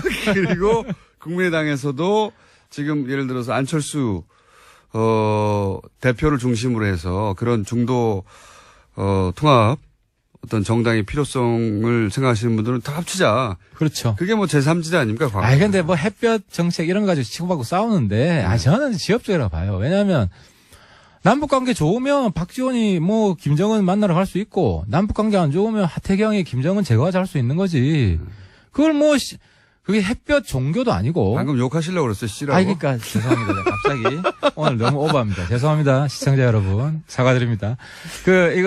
그래서. 지금 신나셨어요, 그러니까. 왜냐하면, 이 햇볕 정책 이거 가지고 싸우는 거는 저는. 지금 이제 바른정당을 뜯어먹으려던 양쪽에서 그 당내 상황이 안 좋다 보니까 신나셨어, 그죠? 그래서 우리 다 꺼져, 그러면서. 소위 합당파 동료님들도 한번 심사숙고하셔야 됩니다. 이 정치판에 대격변이 일어날 수 있는 지금 기반이 만들어지고 있고, 우리가 다시 힘을 합쳐서 바른정당 중심의 새로운 창당, 예. 더 큰 창당을 향해서 다시 힘을 모아야 될 때다. 한번 호소를 드립니다. 예, 오늘 저렴한 표현도 여러 가지 하셨고, 예. 원나잇 비유도 하셨고, 굉장히 저렴한 비유였어요. 그리고 C도 한번 나오셨고, 그리고 원대한 플랜, 그리고 대폭로, 손학규 전 대표가 와서 그렇게 했다. 주호영 대표가 와서 또 그렇게 안에 들어와서는 또 입장을 바꿨다. 대폭로도 있었고, 그런 와중에, 민주당과 1대1 구도를 그릴 수 있는 정당까지도 갈 수 있다고 하는, 예. 그렇습니다. 드림에 가까운.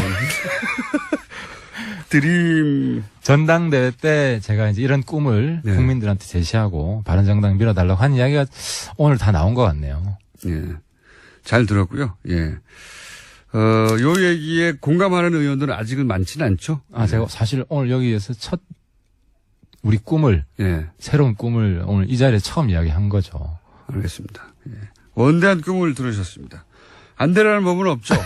예.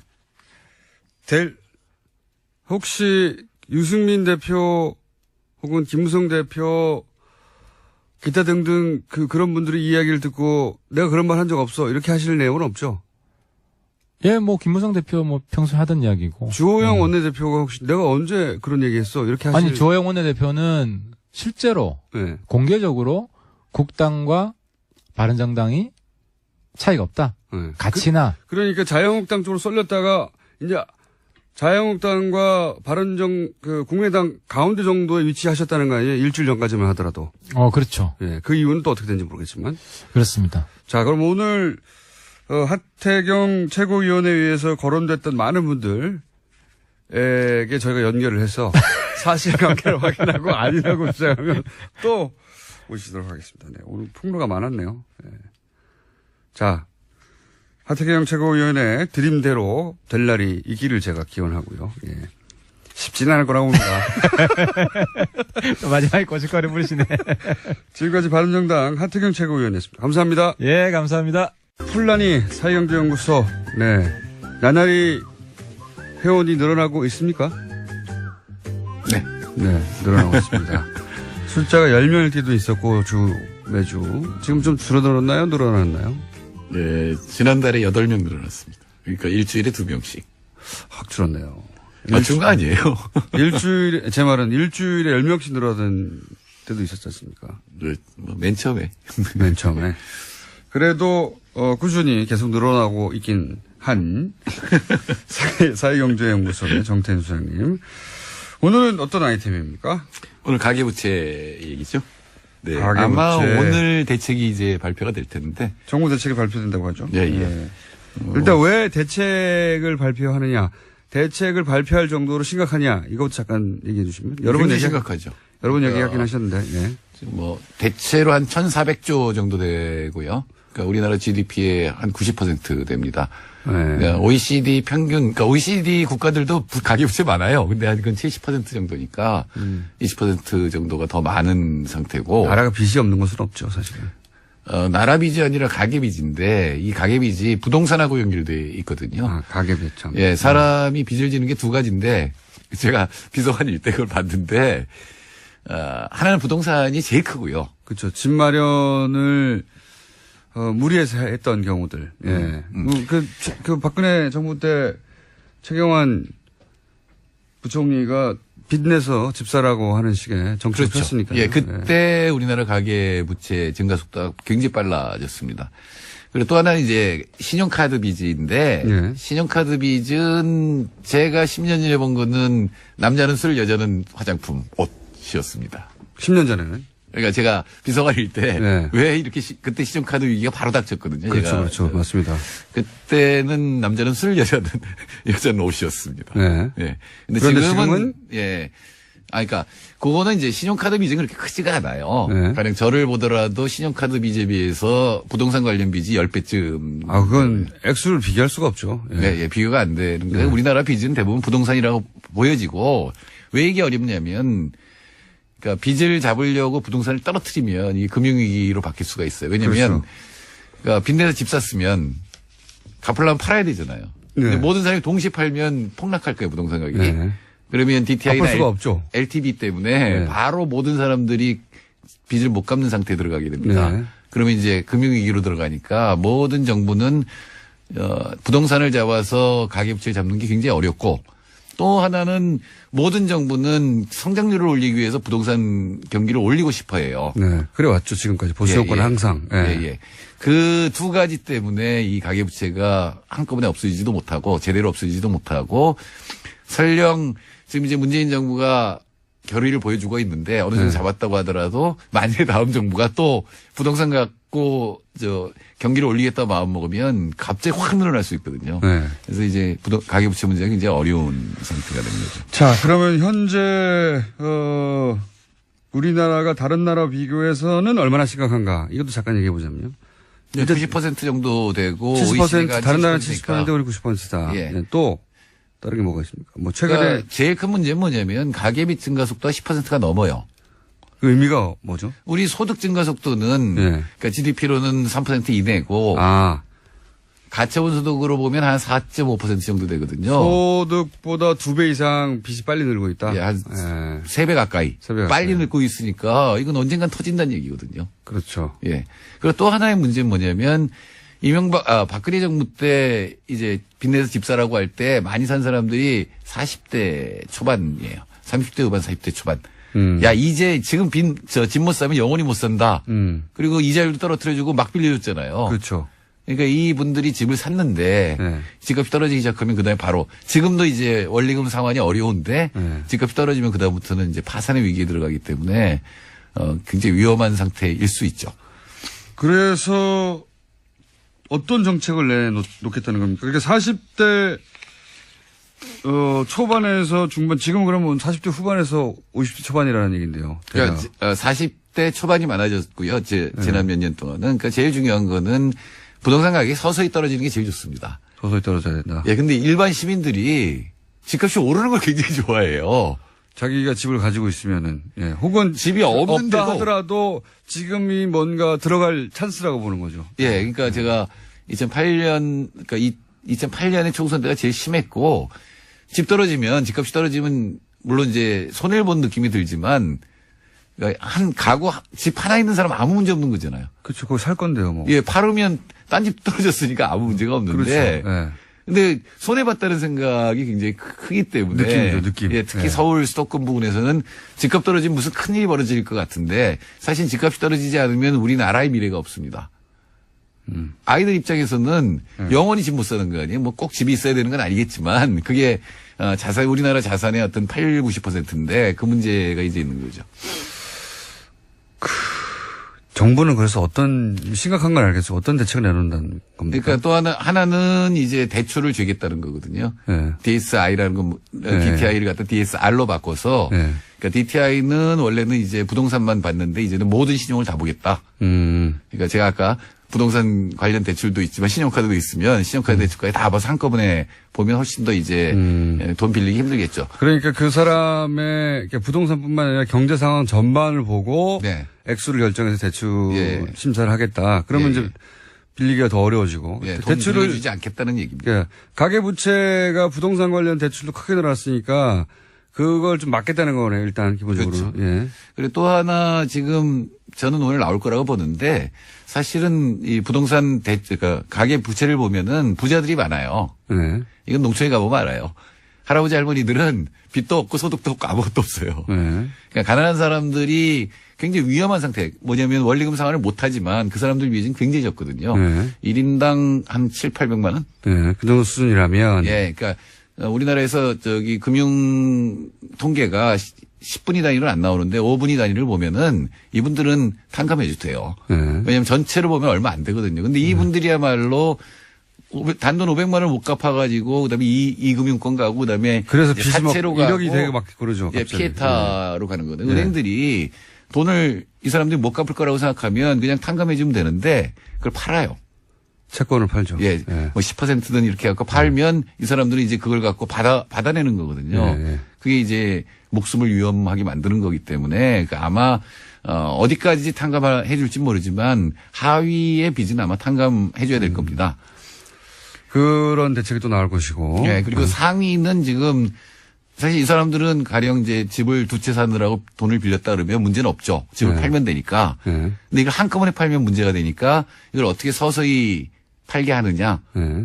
또는 임대업으로 해서 임대소득을 갖다가 신고하게 하느냐 아마 이쪽 방향으로. 집을 여러 채 가지고 있으면 집 장사를 신고하고 하던가 이런 얘기죠, 지금. 네. 팔든가 임대 사업자로 신고해라. 네. 제대로 신고해서 다 소득 잡히게 해라 이거죠. 예, 지금. 세금 내라는 거죠. 세금 내라는 거죠. 그러니까, 네. 그러니까 세금을 안 내니까 지금 굉장히 그러니까 원래 부동산은 돈이 되는 장사인데 세금을 안 내니까 더 장사가 되는 거거든요. 지난 시간에 그래서 그게 다 불로소득이라고. 예, 불로소득이죠.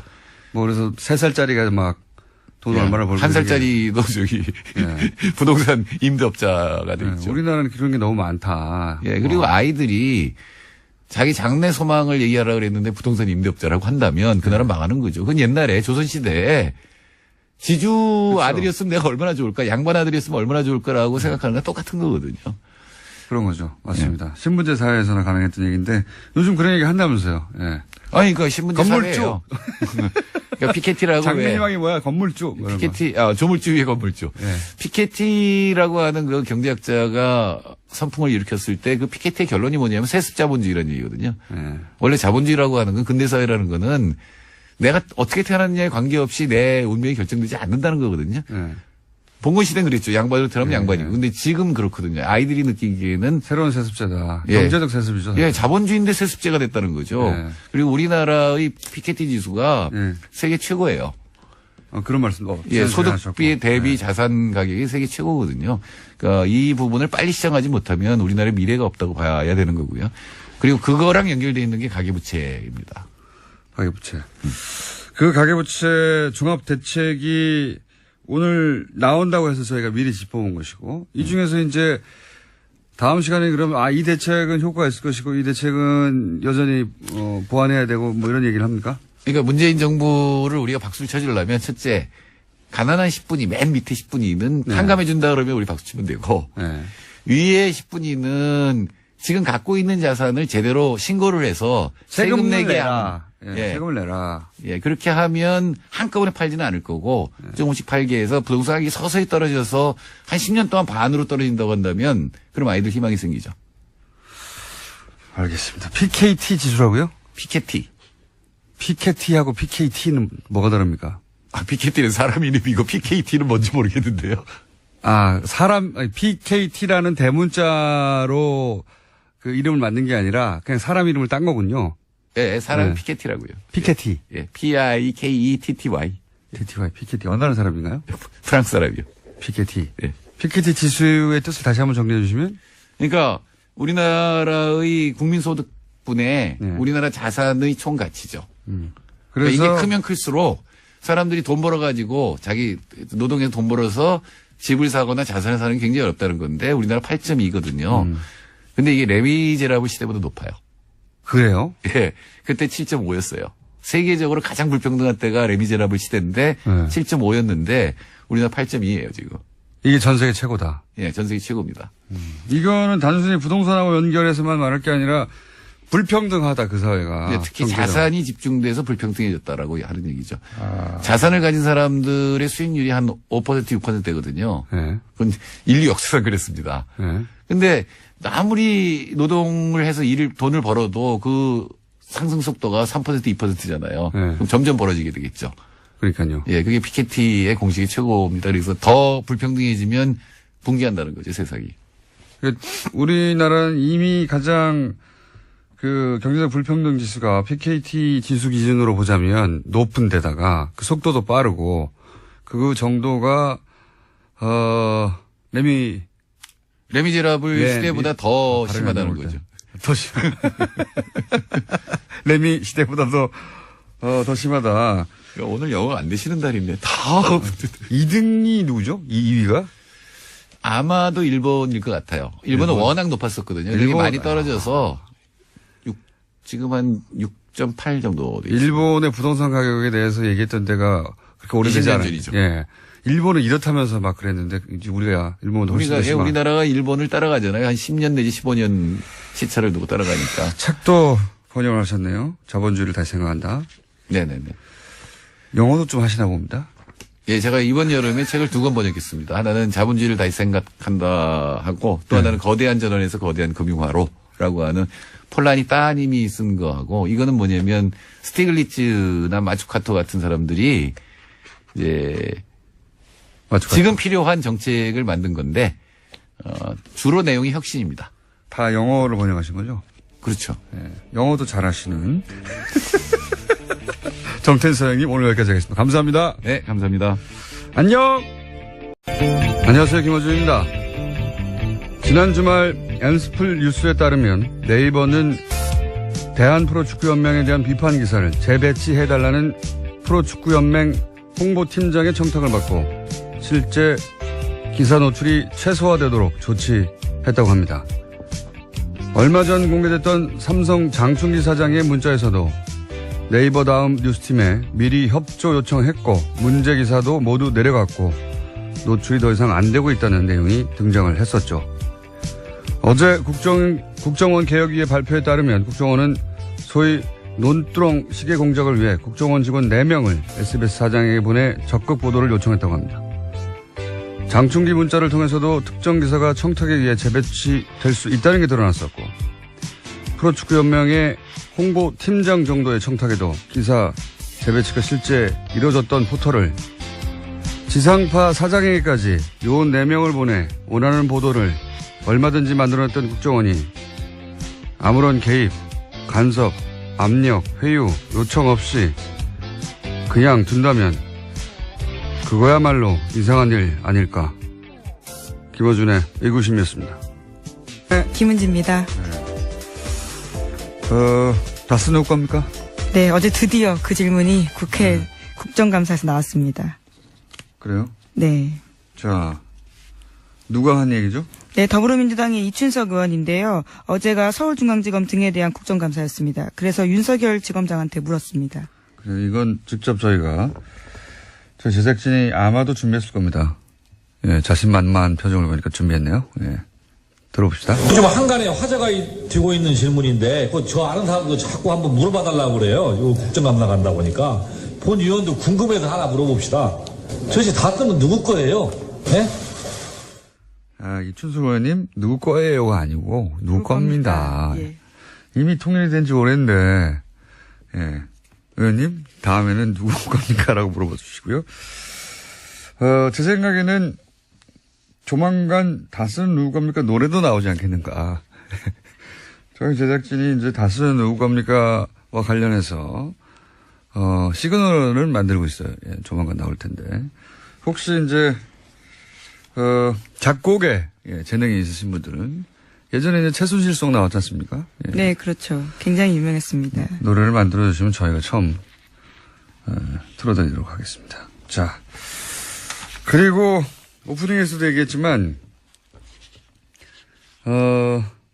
네이버가 그동안 이제 뭐 청탁이나 압력에 의해서 기사가 재배치되거나 뭐 이런 의혹들 제기되면 법적 대응을 거론했었어요. 항상 사실무근이라고. 그런 일도 없고 그런 일이 있다고 해도 들어줄 수도 없고 이런 얘기를 했었는데 장충기 문자 때도 보면 기사 재배치 얘기가 있었잖아요. 네, 여러 가지 협조 요청 구한다라는 취지의 이야기들이 많았습니다. 그때는 네이버가 해명을 제대로 한 적이 없는데 이번에는 이제 직접 청탁 문자가 나와버렸거든요. 그래서 처음인 것 같습니다. 사실 이런 종류의 의혹이 제기됐을 때 처음으로 그런 기사 재배치가 있었다는 걸 인정을 했어요. 네, 굉장히 빠르게 인정했는데요. 의혹 기사가 나온 지 4시간 만에 한성숙 대표 명의로 사과문 발표했습니다. 그러면서도 그런 청탁은 이제 스포츠 연예 쪽 뉴스는 별도로 관리하기 때문에 그래서 그쪽에서 사고가 난 것이지 일반 뉴스는 그렇지 않다고 얘기를 했거든요. 네, 또 그렇게 선을 그었는데요. 네.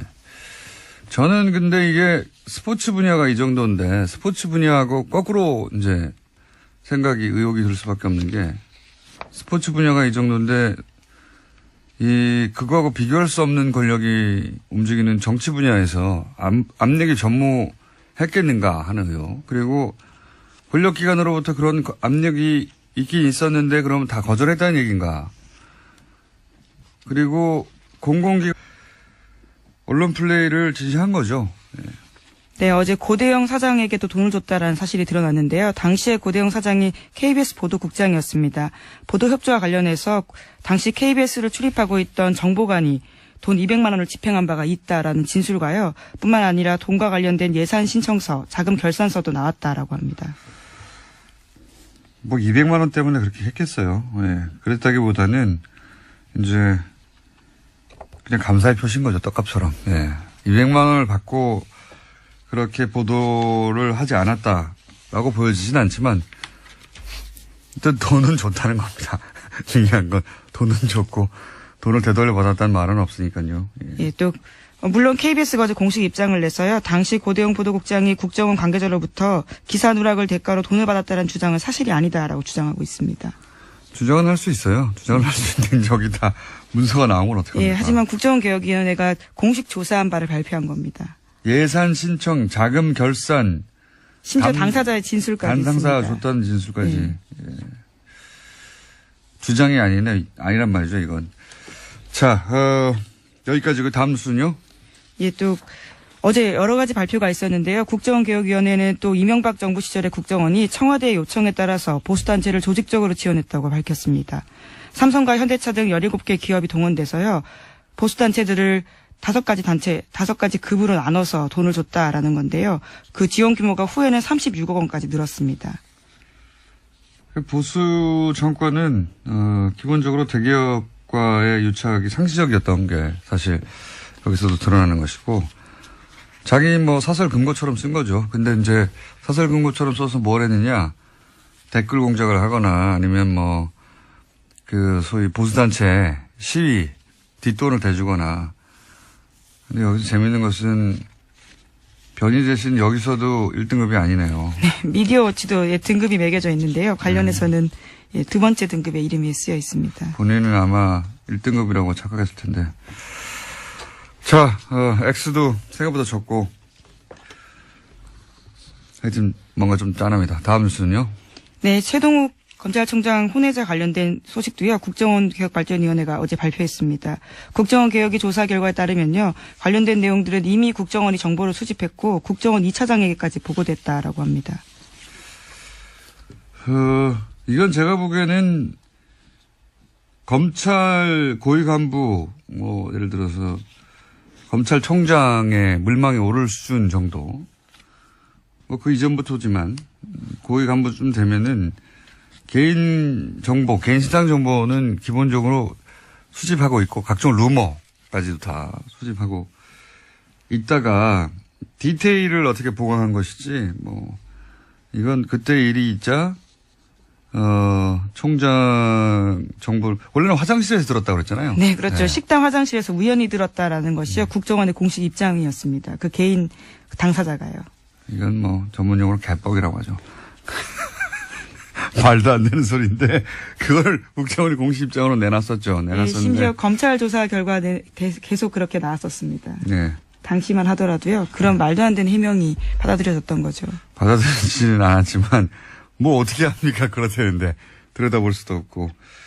근데 이제 그 이전에 이미 알고 있었다는 것이고 이거는 그 이전 거슬러 올라가서 검찰이 될 때부터 파일을 만들어뒀을 것이고 그 이후로 점점점 파일이 두터워졌을 것이고 신상과 관련된 모든 정보 루머까지 다 가지고 있다가 필요할 때 써먹은 거죠. 첫 꺼내서. 저는 그렇게 봅니다. 네. 자, 다음 뉴스는 어제 태블릿 공방도 네, 국감장에서 네. 계속해서 나왔었습니다. 국감장에서 있었는데 저는 이건 한마디 해야 될 것 같은데 태블릿에 대해서 여야 공방이라고 보도를 하잖아요. 씨의 증언이거든요. 예. 정유라 씨를 제외하고는 박원호 씨의 증언이 가장 결정적이었다고 생각이 드는데 그것만 잠깐 짚어보죠. 예. 네, 삼성과 관련해서 굉장히 중요한 증언들을 했었는데요. 지난 9월 29일에 나와서 증인 출석해서 이야기한 겁니다. 박원호 전 대한승마협회 전무가 증인으로 출석해서 박상진 전 삼성전자 사장이 박근혜 전 대통령이 지시한 사실이 알려지면 탄핵감이고 죽을 수 있다면서 입단속을 시켰다라는 증언을 한 겁니다.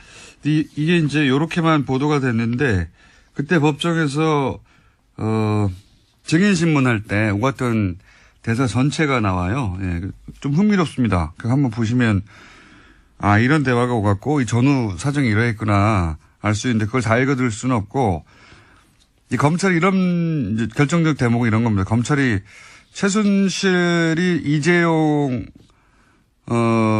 VIP를 만났을 때 말을 이재용이 사준다고 했다고 하더냐. 그러니까 최순실 씨가 박원호 씨를 만났을 때 최순실 씨가 박원호 씨에게 이렇게 말했다는 거예요. 이재용이 VIP 만났는데 말 사준다고 했대. 이 말을 최순실이 했다는 증언이 하나가 있고 두 번째는 박상진 전 삼성전자 사장에게도 또 똑같은 취지의 말을 들었는데 그 내용이 뭐냐. 박상진 사장은 VIP가 말을 사주라고 했는데 여기서 이렇게 얘기를 했다고 합니다. 말을 박근혜 대통령이 사주라고 했다는 거죠. 사주라고 해서 이제 두 개를 합치면 이재용 부회장이 사준다고 했다는 거죠. 예. 그 진술이 법정에서 나왔고 그런데 그게 세상에 알려지면 탄핵감이라고 본인들도 충분히 그 이야기의 네. 의미를 알았던 거죠. 삼성전자 사장도 알고 있었던 거죠. 이게 대통령이 생각해 보시면 사기업에다가 최순실 자신의 비선실 최측근의 딸에게 말을 사주라고 그것도 뭐 500원짜리도 아니고 50억짜리 말을 사주라고 액수는 나중에 나온 거지만 했고 그걸 사준다고 했고 그리고 나서 그 반대 급부에 뭔가가 있었겠죠. 뭐 왜 그냥 사줍니까? 예. 그러면서 했다는 말이 당신도 입조심을 하고 안 그러면 죽을 수도 있다. 이 죽을 수도 있다가 사회적으로 죽는다는 건지 진짜 죽는다는 건지 모르겠는데 죽을 수도 있다. 이런 얘기가 오간 것이 아주 적나라하게 당시 법정에서 이루어졌고 사실 이런 거 중계해야 된다고 보는데. 네, 시사인이 하고 있습니다. 그러니까 안 보잖아요. 네, 보십시오. 중계한다는 사실도 모르고 들어가가지고 이런 증언이 아주 생생하고 적나라하게 있어서 인상적이어서 제가 한번. 네, 박원호 전무의 이야기가 워낙 이재용 부회장에게도 불리한 사실이다 보니까요. 지난번 결정적이에요. 이재용 부회장 재판에서도 굉장히 논쟁이었습니다. 그래서 심지어 이재용 부회장 변호인 쪽에서요. 말 사주라 한 것에 대한 의미를 다시 이야기했는데 사주다라는 게 바이가 아니라 업계에서는 그냥 이용하라라는 은어에 불과하다라는 취지의 주장을 했습니다. 웃기지 말라고 좀 전해주세요. 네. 들으면서도 전혀 설득이 안 됐습니다. 누가 설득되라는 겁니까? 말하는 변호인도 민망하지 않았을까라는 생각을 했는데요. 네. 개뻥이라고 봅니다. 네. 네, 그만큼 불리하다라는 의미인 거죠. 자, 여기까지 하겠습니다. 시사인의 김은지였습니다. 감사합니다. 이어서 저희가 미니 인터뷰 하나 준비했습니다. 공론화위원회가 신구리 원전 건설 재개를 선언했죠. 공론화 과정, 성과 또는 뭐 보완할 점이 무엇일까? 건설 중단 측의 전문가로 참여를 하신 정다울 그린피스 선임 캠페이너 연결해 보겠습니다. 안녕하세요. 오랜만입니다. 네, 안녕하세요. 네. 뭐 결과에 대해서는 아쉬우시죠? 예, 당연히. 네, 많이 아쉽습니다. 예. 뭐 그린피스야 당연히 뭐 탈원전이 입장이고 그리고 건설을 중단해야 된다는 입장이었을 텐데 당연히. 그런데 이제 결과가 수기 과정을 거쳐서 기관도 아니고 언론 기관도 아니잖아요, 사실은. 포털은 항상 얘기하지만 IT 기업의 서비스 페이지예요. 예, 이게 근데 국정원이 SBS 사장, 뭐 KBS 보도국장 사장 됐죠. 예, 나중에 이런 사람들에게도 요원을 보내가지고 압박을 하고 그랬다고 하는 건데 뭐 MBC도 사장 간부 직원들 다 가만두지 않았지 않습니까? 예. 네, 어제 국정원 개혁발전위원회가 공식 발표를 했습니다. 관련해서요. 네, 그렇게 가장 큰 언론사들도 가만두지 않는데 그냥 기사들이 모이는 사기업의 홈페이지를 그냥 뒀다. 국정원이 사기업의 홈페이지는 절대 건들면 안 돼. 우리가 그럴 수는 없는 일이야. 이렇게 했다는 건가요? 예. 이런 질문을 하는 게 저는 합리적 질문이라고 적어도 저는 그렇게 생각을 하는데 이 질문 앞으로 계속 해야 될 것 같고요. 사실은. 왜냐하면 사기업의 홈페이지들이 가지고 있는 그 미디어 영향력, 여론 영향력이라는 게 이제는 개별 언론사 하나하나하고 비교할 수조차 없어요. 그럼에도 불구하고 사실은 그 홈페이지는 그 사기업의 판단에 전적으로 맡겨졌다라고 말해지고 있는데 과연 전적으로 그냥 맡겨져 있는 건가? 다른 압력은 없는가? 그 압력으로부터 어떻게 스스로 보호하고 있는가? 저는 이거 따져봐야 될 때가 왔다고 봅니다. 네. 네, 지금까지 네이버는 관련해서 알고리즘을 비공개로 하고 있어서요. 계속해서 의혹이 확산되고 있는 중입니다. 그리고 지난번에도 말씀드렸었는데 박근혜 정부에서도 관련해서 설득을 요한다라는 표현이 있었거든요. 그러니까 계속 그런 의혹들은 나온 바가 있습니다. 인정한 건 이번이 처음입니다. 물론 뭐 스포츠 분야이긴 한데. 근데 스포츠 분야에서도 이 정도라면 다른 분야는 뭐 말할 것도 없잖아요. 홍보팀장이거든요. 네, 이분이 홍보팀장을 무시하는 게 아니라 홍보팀장 수준의 청탁에서도 기사가 움직이기도 하는데 말이죠. 자, 관련해서 이제 제가 잠깐 얘기했지만 국정원 개혁위에서 이 소위 논두렁 시계 관련해서는 공작을 했고 언론기관의 그 경영진 혹은 뭐 최고 간부에게까지 직접 가서 그런 압박을 했다. 이런 얘기가 나왔죠, 구체적으로. 네. 네, 이명박 정부의 국가정보원이 검찰의 노무현 전 대통령의 명품시계 수수서를 언론에 흘려서 망신을 주라는 가이드라인을 전달했다고 어제 공식 발표했습니다. 국정원 개혁발전위원회의 공식 발표인데요. 2009년 4월 21일에 원세훈 전 원장의 측근인 국정원 간부가 이인규 당시 대검 중수부장을 만나서 한 이야기라고 합니다. 그래서 이인규 중수부장이 검찰이 한 게 아니라고 그렇게 얘기를 했었던 거군요. 만약에 이때 나한테 누구 단장이 찾아왔고 이런 말까지 했으면 더 대박이었을 텐데 여간 본인은 억울했던 거예요. 국정원이 와서 그렇게 얘기를 한 건데. 네, 두 사람이 만난 바로 다음 날 KBS에서 명품시계 수수를 보도했습니다. 그리고 뭐 SBS에서도 보도를 했고요. 예, 5월 달에는 논두렁 관련된 보도가 나왔었고요. 또 그리고 나서 보도가 나온 열흘 후에 노무현 전 대통령이 서거했습니다. 자, 이런 구체적인 정황, 예. 국정원에서 이런 이제 그 수사를 할 때 동정연이 유발되지 않도록 하는 방법론으로 이걸 채택을 한 것이고, 그리고 그러는 데 있어서 국내 이제 심리학자들을 동원해서 어떻게 하면 가장 정서적 타격을 줄 수 있냐 당사자한테, 그리고 동정 여론을 일지 않도록 할 것인가, 이런 거를 국정원이 연구했다는 거 아닙니까? 예. 예, 뭐 다만 어제 국정원 개혁위 발표에 따르면요, 국정원은 이 같은 사실들을 직접적으로 언론사의 플레이를 지시하거나 실행한 사실은 밝혀지지 않았다라고 이야기했습니다. SBS 사장 찾아간 건 어떻게 된 거예요, 그럼? 그게 직접적으로 한 거 아닌가요? 아니면 본인들이 문구를 만들지 않았다거나, 혹은 뭐 방 기사 보도를 어떻게 하라고 하는지 직접 지시하지 않았거나, 뭐 이런 거겠죠. 예. 이거 자체가, 저는 이걸 공방이라고 언론이 불러주는 자체가 언론이 대단히 비겁한 거라고 봅니다. 왜냐하면 여야가 주장하는 거를 다 실어주기만 하면 뭐 저절로 그 형평이 이루어지고 공평무사한 보도가 됩니까? 이게 말이 안 되는 게, 저기 자세히 봤거든요. 태블릿에 사진이 1800 몇 장인가? 예. 있는데 그 중에 최순실 사진은 거의 없다. 이런 주장을 한 거 아닙니까? 뿐만 아니라 다양하게 가짜 태블릿 PC서를 많이 퍼뜨렸습니다. 아니, 그건 뭐 이때까지 계속 해오던 예. 이야기인데 어제는 구체적으로 국감장에서 나온 거죠. 그 김진태 예, 그렇죠. 의원이. 근데 이제 좀 자세히 봤더니 원래 인터넷을 쓰면, 인터넷에 이제 브라우저라고 하죠. 구글은 크롬이고. 근데 사진을 캐시에 저장을 해요. 왜? 나중에 더 빨리 로딩되라고. 인터넷에서 브라우징에서 저장된 사진, 이걸 다 포함한 거예요. 굉장히 무식한 이야기입니다.